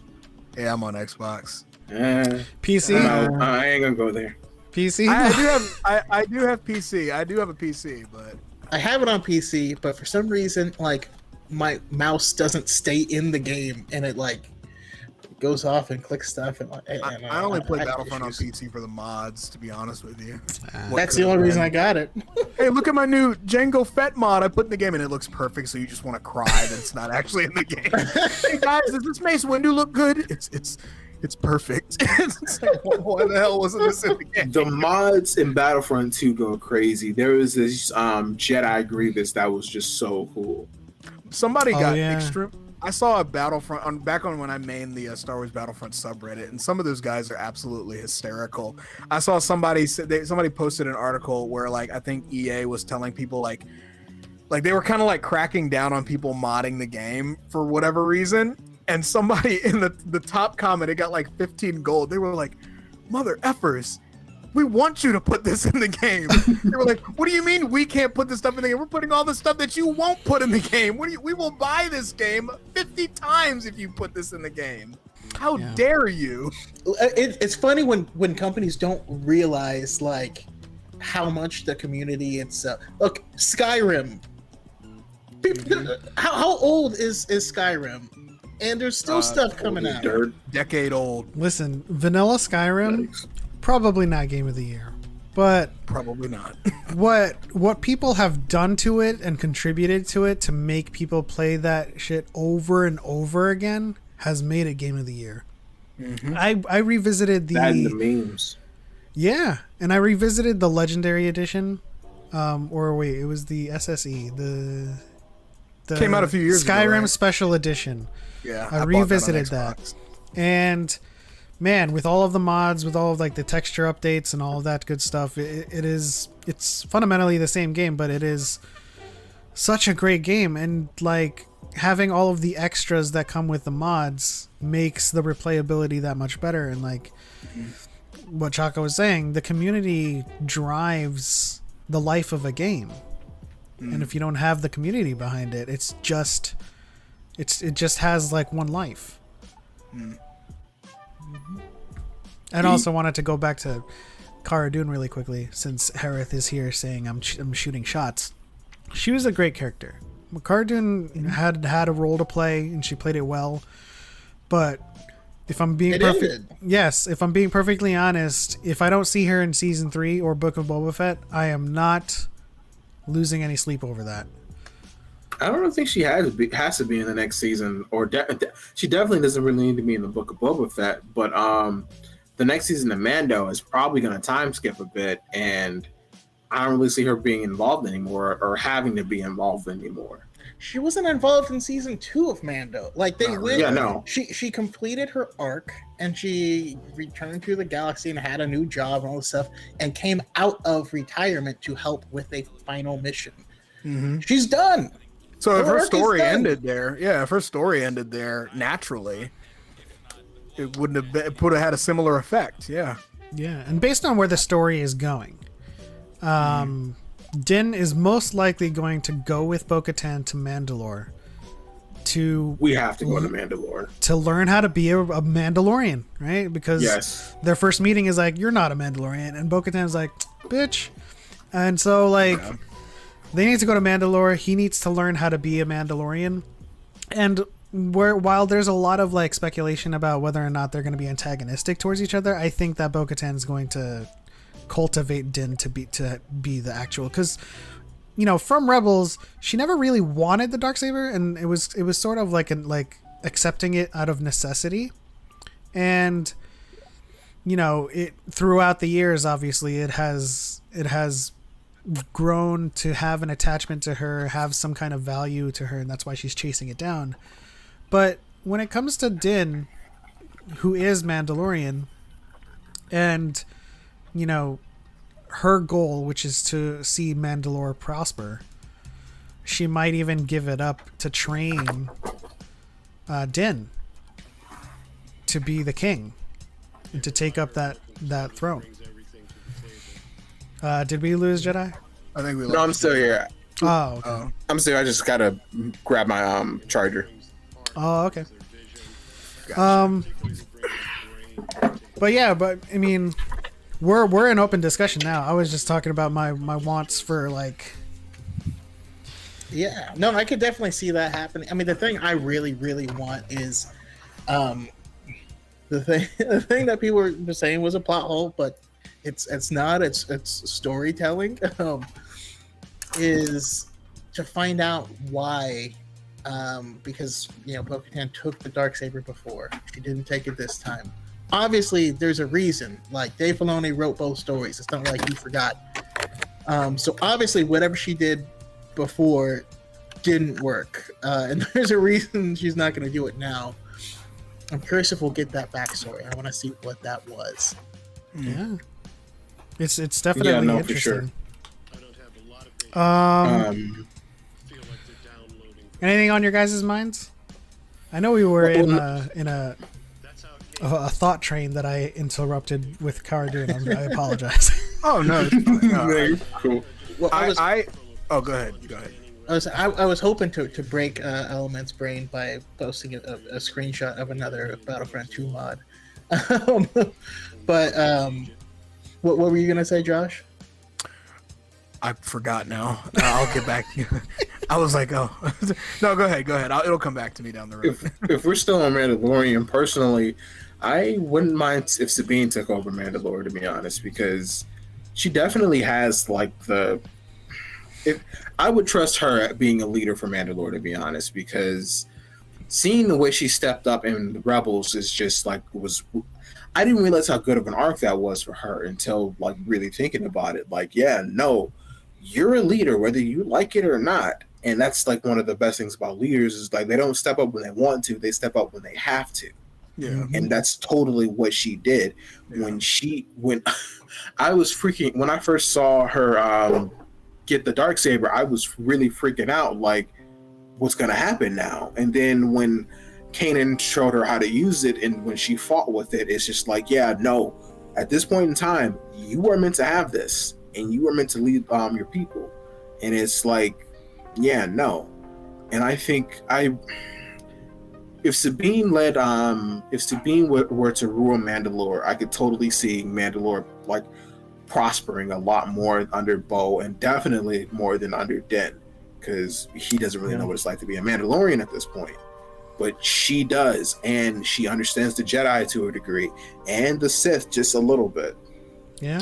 So my thing about Din is that I think, and I could be wrong, and I'm okay with whatever they end up deciding to do. I think Sabine would be a good ruler. I think what they're doing is not only preparing Din to be able to live amongst other Mandalorians that aren't maybe from his understanding of what clan or whatever, but I think the show is also ultimately setting him up to be a leader. I think by the end of The Mandalorian, he's going to be the guy that ushers in like the sequel trilogy for Mandalore. I think that's kind of the entire purpose of putting this in between Return of the Jedi and The Force Awakens, because you want to know what happens to Mandalore. Din is Jon Snow. Yeah, like I truly think so. I think he's like season 2, season 3 Jon Snow, where he's not Lord Commander yet. But like I think by the end of season 3, and it won't happen for at least another 2 seasons. I don't think his name isn't going to be in there for like actively being the head of the new Mandalorian leadership until probably the end of the series. But I do think that they're totally setting that up because Din doesn't want it right now. Din is literally just trying to hand her the Darksaber, like, no, I don't want it. Like, please give it up. And they're like, it's too late. No, you have it. No, he's just like, why do I? And I think him holding on to it, it's going to be one of the situations where they probably do take him to Mandalore in season 3. We probably are going to be able to see live action Mandalore for the first time. And as he's growing with these guys, and as he's like learning how other clans do their thing, there's going to be a situation that comes up, a sort of conflict perhaps. Maybe somebody else puts their hat in the ring. They don't think Bo-Katan is deserving of being Mandalore, and like somebody who doesn't have Mandalore's best interest at heart tries to take up the mantle, and he's like, well shit, I gotta be the guy that like steps up and says, no, that's not the way you're supposed to do it. And they're like, what do you know about it? And he's like, well, I'm the best guy. And it's gonna be one of those situations. I think I am mostly looking forward to more Bo-Katan slander from Josh. I'm not. I know, Element, and that's okay. Star Wars is beautiful because we can like and dislike different. I'm just playing. No. I mean, I don't hate Bo-Katan. I don't really even dislike her. A lot of that is just like for the memes. But like at the same time, I also tell people like the beautiful thing about Bo-Katan as a character is that I don't think she's really designed to be a hero, and that's okay. I mean, she's not supposed to be here. Like with most leaders, like politically or militarily, most leaders and historical figures have incredibly complicated lives. There's never any black and white. We look at the founding fathers, we look at George Washington, Thomas Jefferson, and you can recognize that they did great things, but you can also say, oh yeah, he also owned 200 slaves. And it's like, okay, I understand that, and I understand that can be complicated. I look at Bo-Katan similarly. She's an excellent character, well written. I do think that she has redeemable qualities. I think she has a high level of respect for people like Ahsoka. I think despite her jabs, I think she does have a decent amount of respect for Obi-Wan. And so I think it's one of those situations where while it's okay to praise like maybe the direction of the character, it's okay to talk about how hot Katie Sackhoff is. I mean, that's fine. It's also important to say, all right, but like, she didn't leave Death Watch because it was like they were doing bad things. She left Death Watch because an outsider who didn't really probably give much of a shit about the Mandalorian custom took over Mandalore, and that's why she left. Not saying that she hasn't softened over the years, like she's not like the same like person she was in the Clone Wars, and she's not the same person in Rebels that she is in Mandalorian, but she has a lot of complicated probably beliefs and methods of doing things, and I think that's ultimately what's going to at least briefly put her into conflict with Din. I think there's going to be a situation down the road, maybe even this season, where Din's like, hey, this isn't the right thing to do, and like Bo's like, what the do you know about it? And he's like, I'm the main character. Will he have figured out that he is the main character by then? Because it's gonna be like a space Uber driver now who's just like ferrying main characters to things. But like it's gonna be a situation like in the midpoint of season 3 where he's in the middle of saying a sentence and he just stops and squints at the person he's talking to, and he's like, well, you guys should be talking to me. No, I'm the guy, not you. No, screw you guys. There's gonna be a moment where he's like, you know what? Fuck this. I'm the Mandalorian. The title is about me, not you. Like literally. Looking forward to that too. I mean, like, I think for me, it's complicated in the fact that we don't get to grow with Bo. Mm-hmm. You know, we're visiting her at points in her story where it is essential that she is a certain way. So like with all the other characters that we've grown to love, like Obi-Wan and Ahsoka and all of the others, we've kind of seen their arcs. We've seen like what they've gone through to kind of explain where they're at the present. And like with Bo, they're very different situations each and every time. You know, she's a terrorist, and then she's trying to save Obi-Wan because she's no longer a terrorist, and then now she is trying to retake Mandalore because it has been usurped by the Empire. At all points, she is, you know, fighting for a cause, but we still don't know what makes her tick. And I guess like the reason that I kind of like appreciate her character more so maybe than others, is that to me she's the last spark of Satine that that I'm like, trying absolutely. to hold on to. And Josh, were you gonna say something? Just a quick thing. I think I kind of wish that I hope down the road we learn more about their relationship before they inevitably split off, because it's clear based on Satine being like wanting to make her world a pacifist nation. Probably deep down she has a good heart. Like there's a reason why she wanted to do that. She doesn't want to do it because being a Mandalorian and wanting to fight is bad. There's probably something that caused her to have that hard set belief in this can't happen again. And that same event that probably caused Satine to feel that way also caused Bo to feel the opposite way. I want to explore that really bad. Like maybe like a family member died or something like that. Maybe their father or mother got killed in some sort of thing. And when Satine goes, no more fighting, Bo goes, fight even harder, because that's what mom and dad would have wanted. I'd love something like that. That event is most likely what caused Obi-Wan and Qui-Gon to protect Satine. Mm-hmm. Like when you think about it, I would love a comic or a book about that. I would read that. Personally, I think that one would work better as an animated work. Yeah. I wouldn't mind, because like a one-off like type of maybe a mini series or something, movie or something. But there's a story to be told there, because it comes down to question, when did those two split apart?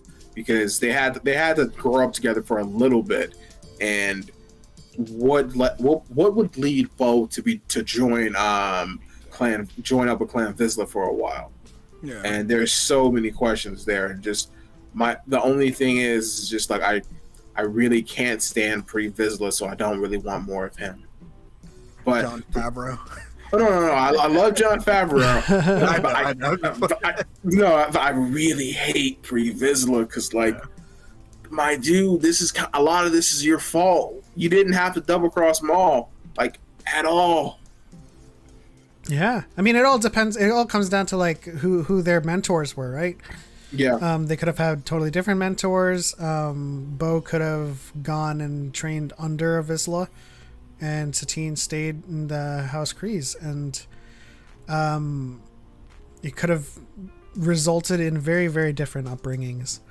And we would love to see that, wouldn't we, Jackie? We would love to see that. His name is Lee, goddammit. Tell you what, I'm gonna whoop your ass, and I'm gonna whoop your ass. I love that movie. Don Cheadle was in that movie. So I didn't realize that was him until much later in my life. Really? I remember when he was like Moshi Moshi. I was like, that's fucking Don Cheadle. Kaito. What? My mom was like, I told you that years ago. I was like, I never. What? So funny. Yeah, no, he was really young in that. Closes. I'm sorry. Oh, and in terms of Sabine taking over the throne, I'm down for that. Yes. That would probably have to happen in a later season, like season 8, right? How many seasons of The Mandalorian are we supposed to get? I don't know. A lot. But I'm just thinking, 5. Rebels happens, and she is currently looking for Ezra, right? And then I think a couple of years before that, she was like, no, I don't want this. You have it, Bo. So I think it'll take more time. She would have to find Ezra and kind of take care of that little agenda, and then find herself returning to Mandalore. Yeah, because after she finds Ezra, there's going to be the whole next step for her. It's like, okay, Ezra's back. He has his own thing he's got to do, probably with Ahsoka, I'm assuming. Yeah. What are you going to do, Sabine? And she's going to be like, and that's probably, if she did become Mandalore, that's when she'd be like, I got to go back home. Yeah. And see what's going on there. I think no matter what, this is going to lead to a valid point. The fact that there are no Mandalorians in the sequel trilogy, at all. We don't see hide nor hair of them. Mm-hmm. And I don't know if anyone ever watched Legend of Korra at all, but there's a point in where, great show, gets way too much flack. But anyway, there's a point in that show when the Fire Nation, Zuko's granddaughter or daughter says, no, the Fire Nation is not getting involved in another pointless war. And I totally see Mandalore taking that point, because that would totally explain why we don't see them. Yeah, quick side note on that. I got so pissed when she said that. I was so mad. I understood completely why she did that, why she made that decision. Because it's like, I mean, think about it. It's like if Germany in like the 1970s, they were like, hey, like Russia's acting a fool. We need your help. Germany would be like, fuck no, we're not getting involved. Have you not been paying attention to the last 45 years? Absolutely not. So I understand completely. I'm just like, bro, but Kuvira is trying to take over the world, man. It's like, come on, man. What are you doing? Eventually, this will affect you. I was like, she's going to wake up one day and like Kuvira's going to be like, hey, thanks for not taking part in that pointless war. I'm outside your door now. It's going to be like, okay, all right. That's just a side note. I always got annoyed at that a little. I really wanted to see her fire, Ben. That was my real thing. That would have been cool if she popped out with the blue fire like Azula, though. We don't even know if she can fire, Ben. I'm sorry. This is Dyad in the Force, not Dyad in a Four Nations or whatever. I'm sorry. It could be. I would like to be part of that show. It's an early development. Hey, man. Avatar Studios presents. I know a guy. But going off of that thought, though, since we don't see the Mandalorians at all in the sequel trilogy, or at least around that time period, do you think who would be ruling Mandalore for that to be the case? For them to have, we'll hypothetically say, isolationist, neutrality or neutral state, like they're not getting involved in anything. Would that be Din? Would that be Bo? Would that be Sabine?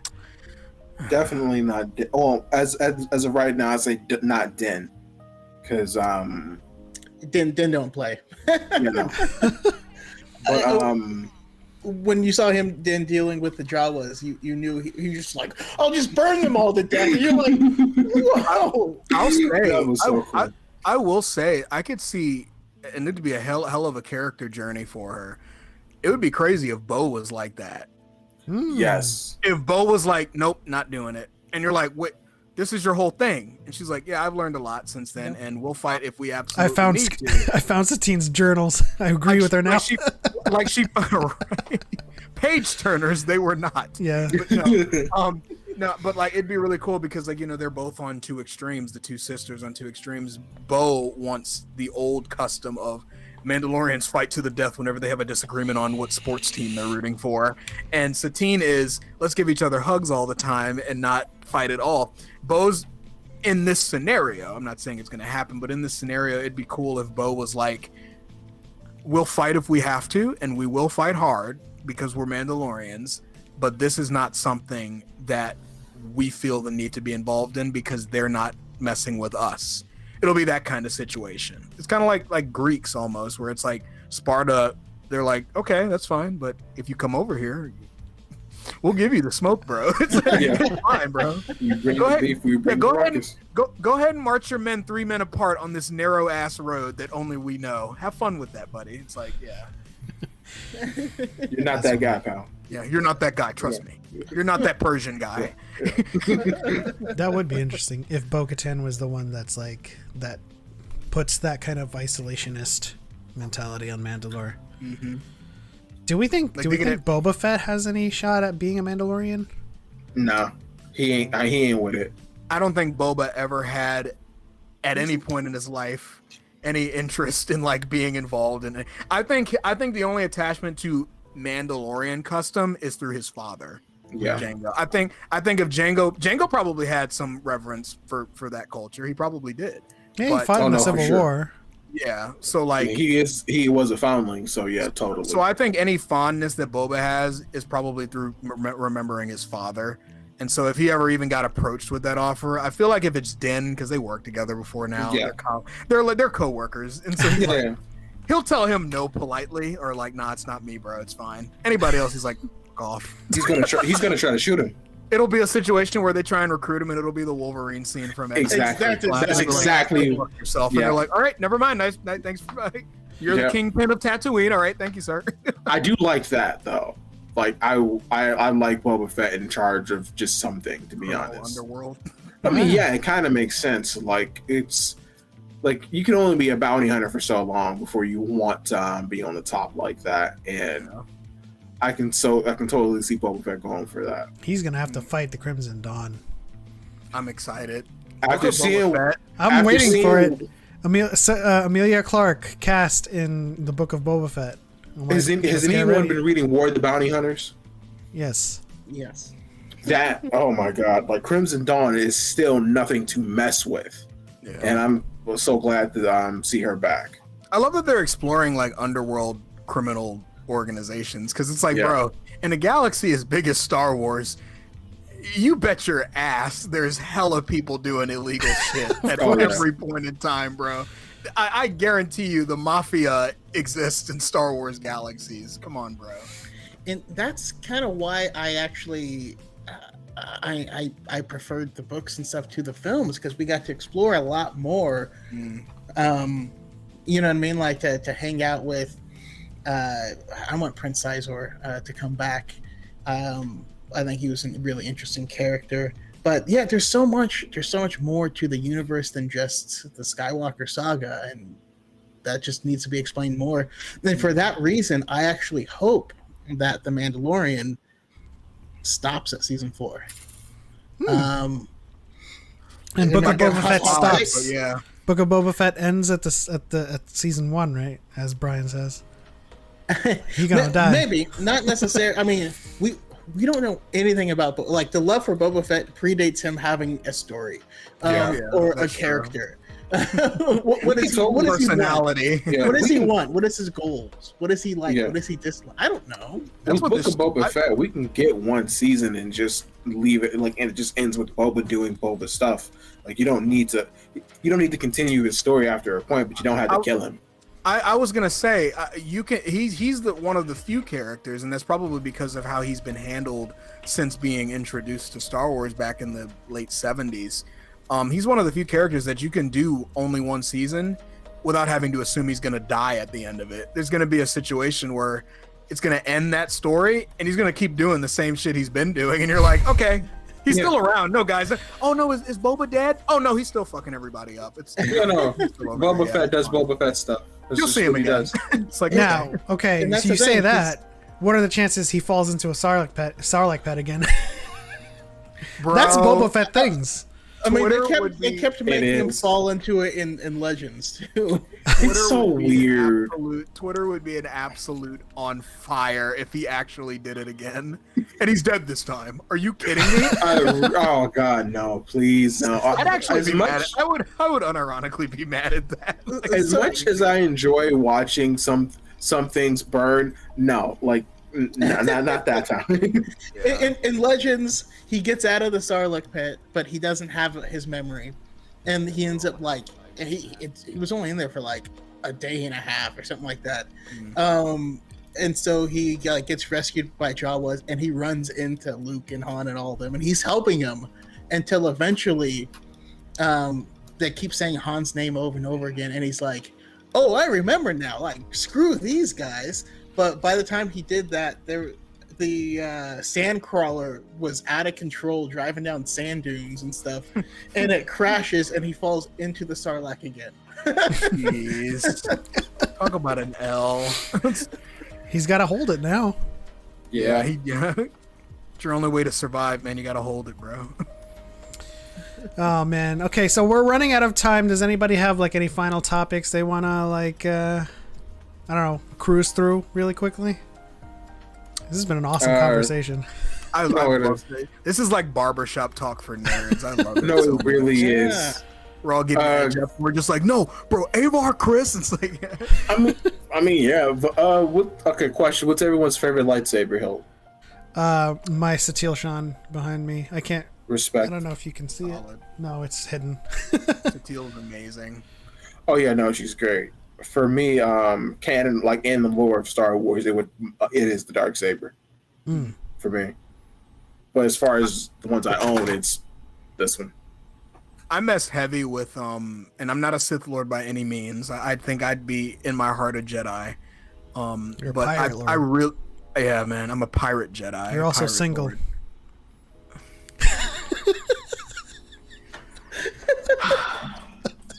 We were almost done with the stream. Anyway, I tried. I tried. I I couldn't. like Palpatine's hilt. Seriously? And yeah, I actually really like it. I think it's really cool. Yeah. I like the color. I like how simple it looks, but it's also really elegant. It kind of matches his aesthetic, like with his office and everything like that. Yeah, I think it's really cool. It's anything crazy. It's nothing crazy or anything like that. I like how it looks. And it's our first, I believe, our first canonical sighting of Frick. It's made out of Frick. Oh, Yes. okay, cool. I gotta go. I love Palpatine's hilt as well. It is very elegant. But my heart goes to two places. Gunji's, the wooden hilt. It's That's so yours. Well, it's funny because the other one is Tyorik's, and mine feels like a matchup between both of them. But I love Tyorik's lightsaber as well. Like that is. If I had The to hell pick a is canon nice. one, it would have to be Rey Skywalker's. I think that's the most unique looking one. It's got that spinning actuation like activator, so I'm just The little like, blue and green flash before it. Yeah, I like that a lot. Did you see the Black Series version of that? Looks good. I don't think I have. Actually, it's pretty good. I've been looking at Yeah. Level Up Lightsabers version, and they do have the actuating Oh. activator. Oh no, yeah, I was on a stream with Master Allen like a couple days ago, and he showcased that one a bit, and yeah, it is really nice. I've seen those hilts before. It is like it's a bit more streamlined than like what's in the film. Okay. Yeah, although like it would have been really nice to see Rey actually use her hilt. It would have been nice if it was double sided. Yeah, that too. I had campaigned for that for 4 years. And I felt so betrayed at the end. Like- I was like, we got to the end, and she was like activating, and I was like, oh, it's a staff saber, and I was like, no, it's just one. No, I've wanted this for 4 years since 2015. I was like, bro, if she graduated to like a pike saber or like a double-bladed lightsaber, I'm there, instantly standing. For That would have all been time. cool. In the Her lightsaber looks novelization, good. she was in the novelization. She was designing the dark hilt that like her dark counterpart was using, the hinged double bladed. She was literally designing that to use, and then threw it away later. She was like, hey, this is a little deja vu. I don't really like this, but Yeah, Looks like That Brooke would have been. is looking forward to Cal's coming to Galaxy's Edge. I think. Yeah, it is. They did a poll, and the ones that were in it, it was the one from what's that one VR Vader game? Vader Immortal. Vader Immortal. Yeah, Vader Immortal. It's that one lightsaber from there. Ezra's, Cal's, Qui-Gon's, and I think that's it. And Cal Kestis' lightsaber won out. That's a Although lot. yeah, it is. But personally, I was really hoping Qui-Gon's would have won because the Galaxy's Edge sabers are kind of like thicker in nature. Chunky. And no, totally, absolutely chunky. Leia's is just so freaking thick. But please, no one take that out of context. oh my gosh, the internet has destroyed my mind. Hey, I had a question for you guys though. A quick question. Are you guys planning on going to, if there is one next year, Star Wars Celebration? I would. Okay. I haven't would heard absolutely kill to do that. I haven't heard anything about tickets yet. Nope. Is okay. I'm just making sure I'm not going crazy. Like, Josh, it went on sale like 3 weeks ago. I'm like, damn it, man, I completely missed it. All right. Oh, 'Cause I Lucasfilm plan sent on me going. 5 comps. I'm just kidding. Damn, man. Hey, I'm speaking that into existence. We're all gonna be at that. We're gonna level one manifest day. it. Yeah. Totally. I'm with I had a that. dream. I had a dream we were able to one day. I woke up and I was like, damn. Fun fact, it was the day, the night that the pirate shit went off. I had a dream that like we were going to cons and stuff, and I woke up the next morning and I'm like, we're on our way. And I checked my like notifications for the morning after, and I was like, hell yeah, I'm on my way. I'm ready for it. And then it kind of died down. I was like, damn. My For You page, like my For May You page gets it. 26th, May 26th. That's when it's coming. through 29th. Yeah. Yeah, I'm Wow. gonna be there for all of it. Yeah, my first time watching love to do a that. Star Wars Celebration feed was the year The Force Awakens came out, so it was the 2015 one. 2015. That was even watching on the other side of the country. That was a really fun one. I wanted to kind be I've there ever been so to. bad. I was like, bro, I don't really want to live in California right now, but like, if there was ever a time to live in California, it would have been the year that this was happening in California. So, Yeah. The first one I watched was actually the one for not Rise, but Rise of Skywalker, and it was like, no, actually no, not Rise. I think it was. I'm misremembering, but I You remember where it watching was? Chicago, Florida. Chicago. UK? I think it was Chicago. oh, that was the which one was that?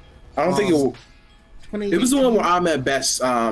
Yeah, when they brought him out, everyone was cheering him on. Oh, that was so cool. It was Okay, beautiful. I remember that now. But, Was that not Rise of Skywalker? I think that is. Rise? That's where That was the when they brought trailer for everybody out, Rise right? of Skywalker was released. Yeah. Yeah, and then they so showed yeah. off Galaxy's Edge too, right? I think Yeah, briefly, no. yeah. They Yeah, played the no. trailer, and then it ended with Ian McDermott laughing. Rolling And then again, yes, yeah. The reason I remember that one so much is because like I made a TikTok about this before, but I at work, someone I was at work and someone came in. I asked them how their day was going, and they just started to have a panic attack. And I'm like, I have no clue what to do. And I asked, okay, did you see the new Star Wars trailer? And she says no. And then I pull it up, and she kind of calms down. So that one, like, that's always going to have a place in there. I remember that day they dropped the trailer because I was running late to my economics class. It was one of the ones that you take where you just need to pass. Mhm. You don't need like worry about the grade. You just needed to graduate. Essentially, it was my senior year, and they were like, "Josh, like your midterm, like not your midterm, but one of your tests before the final is out." And I was watching the trailer, and I wanted to do a reaction to it. So I was like, "Bro, I need to get this out there, get it on the algorithm, get it going." And so I'm running late for class while I'm watching the Rise of Skywalker trailer. And when I finish recording, like I edit it as quick as I can and upload it. Then I like literally run to my class, and I come in, and my buddy's like, "Dude, where were you?" I was like, "Rise of Skywalker just came out. Like the trailer for it just came out." He was like, "So that's why you were late to your studying for your midterm?" I was like, "Yeah, man, it's Star Wars, man." Get mad at me, bro. I'm sorry. So yeah, It always comes down to that. It's Star Wars. What do you want? What do you want? Yeah. From me? like, what do you want from me, bro? Who do you think I am? Oh man. We are officially out of time. I want to thank Josh and Jedi always for coming on to the show. It was a pleasure having you guys. Do you guys Great have any being final? Absolutely. Do you guys have any final thoughts before we wrap things up? I guess I'll go first. Oh yeah, sorry. Thank you guys for having me. As always, you're more than welcome to reach out to me for any future episodes. I tell Darth Choco this all the time for the High Ground podcast. I mean it for this as well. It's fun talking to you guys. Jedi always, it was nice meeting you, brother. Likewise, man. I'm gonna send a follow your way. I can't believe it took me this long to find your account, but I'm glad that the Force has brought us together. So, but Is this thank another? you, Is this and, another Dyad? oh, is mean, it? I don't know. Maybe. I'm with it. But yeah, no, I'm the one who keeps tagging you in the sad leaves on the Vine videos. Oh, it's you. Yeah, it's me. Oh, it is you. Thanks. Yeah, it is. Yeah, no problem. Yeah. Although, yeah. I'm not gonna lie, Changed my whole mood, bro. I was like, oh, so it was you. I have the face with the name now. Okay, cool. Good to know. No, totally, bro. if y'all started a separate podcast called the Star Wars Barbershop, or the Geek Barbershop, I'd be with it too. That's a good idea, Yeah. man. Yeah. What do you got going on, Josh? Though, anything coming up you want to plug?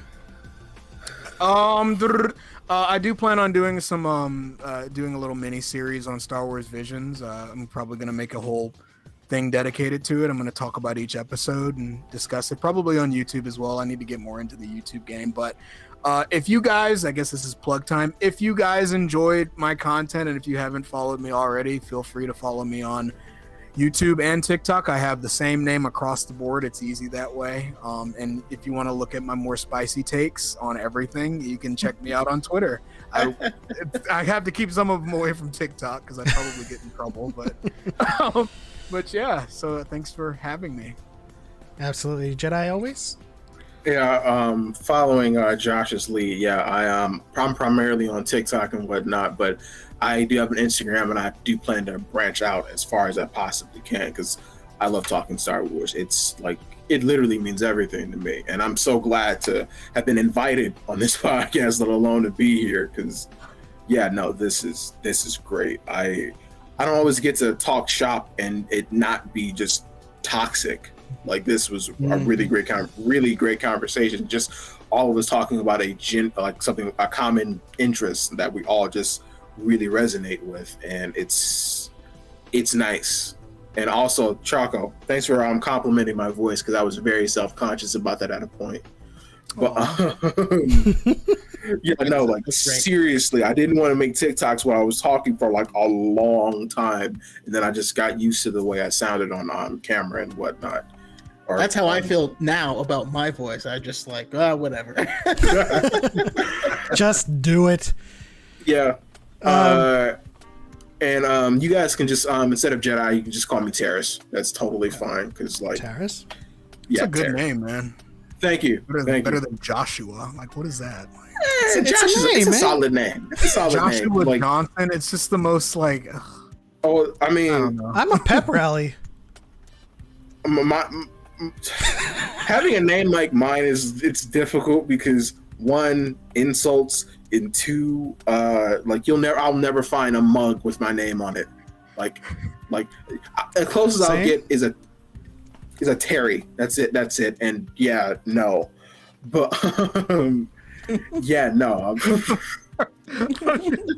The closest I'll get to finding a drink with my name on it is Dr. Pepper. I just put 2 and 2 together. I'm like, wait. You have an excellent name, Element. I'm proud of it, but you just like Terrace, I'm not gonna find any merch with it on it. Like, okay, there is a movie on HBO Max. I think it's a Spanish one called Pepito. So I haven't seen it, and I don't think I'm planning to see it. But this is the first time I've seen my name like that. But on the plus side of that, people have to get your name right. So it's just like there's no way to shorten my name. It's just Terrace. That's it. Deal with it. With Brandon, I get people like, "Hi, I'm Brandon," and they're like, "Oh, nice to meet you, Grant." What the hell? I know what you mean actually, because I'll go to Chick-fil-A and they'll be like, order for George, and I'm like, who the hell is George? How do you get Joshua? George from Josh? Joshua? You get some wild. Yeah. What's your name, Josh? Order for Jorge? Yeah, there was this gentleman. No, I got called Randall once. What? Randall? It's like, what did you hear? It's like they didn't hear you the first time, and they're too scared to ask your name again. So they're like, I heard Rand, so Randall. I got the worst, not the worst, but people sometimes call me Paris and whatnot. But no, Terrace. But at least that one makes sense. Randall? Who even names their kid Randall these days? That's a weaselly name. Exactly. Yeah, that's a really weaselly name. Randall. Dudes in Elements chat named Randall. Sorry to the Randos out there. But yeah, no, you guys can Rando follow Calrissian. Yeah. Anyway, you guys can follow me under the Jedi Always on TikTok. I talk Star Wars like my colleagues here. Hopefully, I'll start branching out to other stuff. But yeah, if you want to get takes on martial arts and Star Wars, I'm your guy. Awesome. Definitely follow both of these guys. A lot of my favorite episodes of The High Ground are the ones where Josh visits. So appreciate you there. This week on The High Ground, we are talking about resistance because it doesn't get enough love, and it's better than a lot of people think. So yeah, High Ground podcast as well. Awesome. It was great having you both. I watch, as soon as I watched Terrace's videos, I was like, we got to have him. He's got a pleasant speaking voice. He's very kind and courteous. And he dunks in the process. And we love people who dunk in the process of being kind and courteous. And then Josh, of course, just I loved having him on just because he's single. But yeah, I'm just kidding. Turn this shit off. There we go. Thanks, guys. Bye. Oh man, TikTok was so weird about that for a minute. it was, and that's why I'm keeping it alive. Come back, Josh. Come back. Come on. Oh god. Come on. This is bad. You know we love you, dude. Your videos are awesome. Your pirate videos are even better. I don't know if that's still alive, if that's still a thing. Like, I always tell people, and I'm trying not to like shit talk the TikTok algorithm while on TikTok because apparently they don't like that either. But every time I bring it up, they're like, "Why don't you do any more pirate stuff?" I'm like, "Cause you guys don't see it. I don't. I'm not dressing up for 45 minutes just for me to. I mean, let's be real. You know what I'm saying? Would I like it to be around? Sure. I mean, I might do it as a gimmick every now and then, but like, it probably is on the shelf going forward. Unless, Well, your Thor and Doctor Strange are great as well. So well, thanks, man. I appreciate it. yeah. Oh yeah, no, they're solid. Like I've been trying to figure out a Jedi cosplay, but I really hate Jedi tunics. Talbota. Like, with a passion. You could do a Talbota. What? Who's that? High Republic or- Adventures? he's the can one see it. that was like legendary that the kids were talking about. Of like, oh, remember? He Talbota, like, he defeated like thousands of Sith at once, you know. uphill in the snow. I gotta look into it. Yeah, Talbota. Yeah. I think he's in issue 6. Yeah, probably six or I seven. think Yeah. I gotta look into that. I'm gonna look into that. That sounds fun. Yeah, it would suit you. But of course, we're out of time. Thank you to our guests once again. Thank you to everyone in the chat.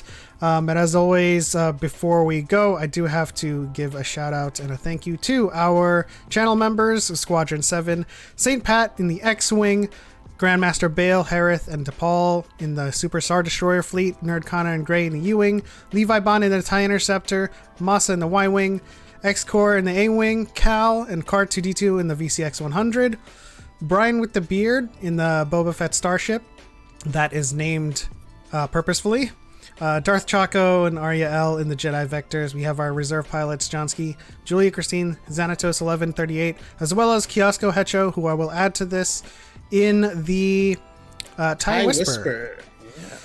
And then, of course, we have a Star Wars Scholar, Mentally Ill Sith Lord, and the TIE Defender. Lady Luck is with Star Wars Lawyer, Pod One's podcast in the Jedi Starfighter 2, and Mabe in the Razor Crest. Once again, thank you guys so much for being on, being with us, and thank you for tuning in. Thank you to all of the super chats and all of the ramen drops. But with that said, that is the end. On to the next one.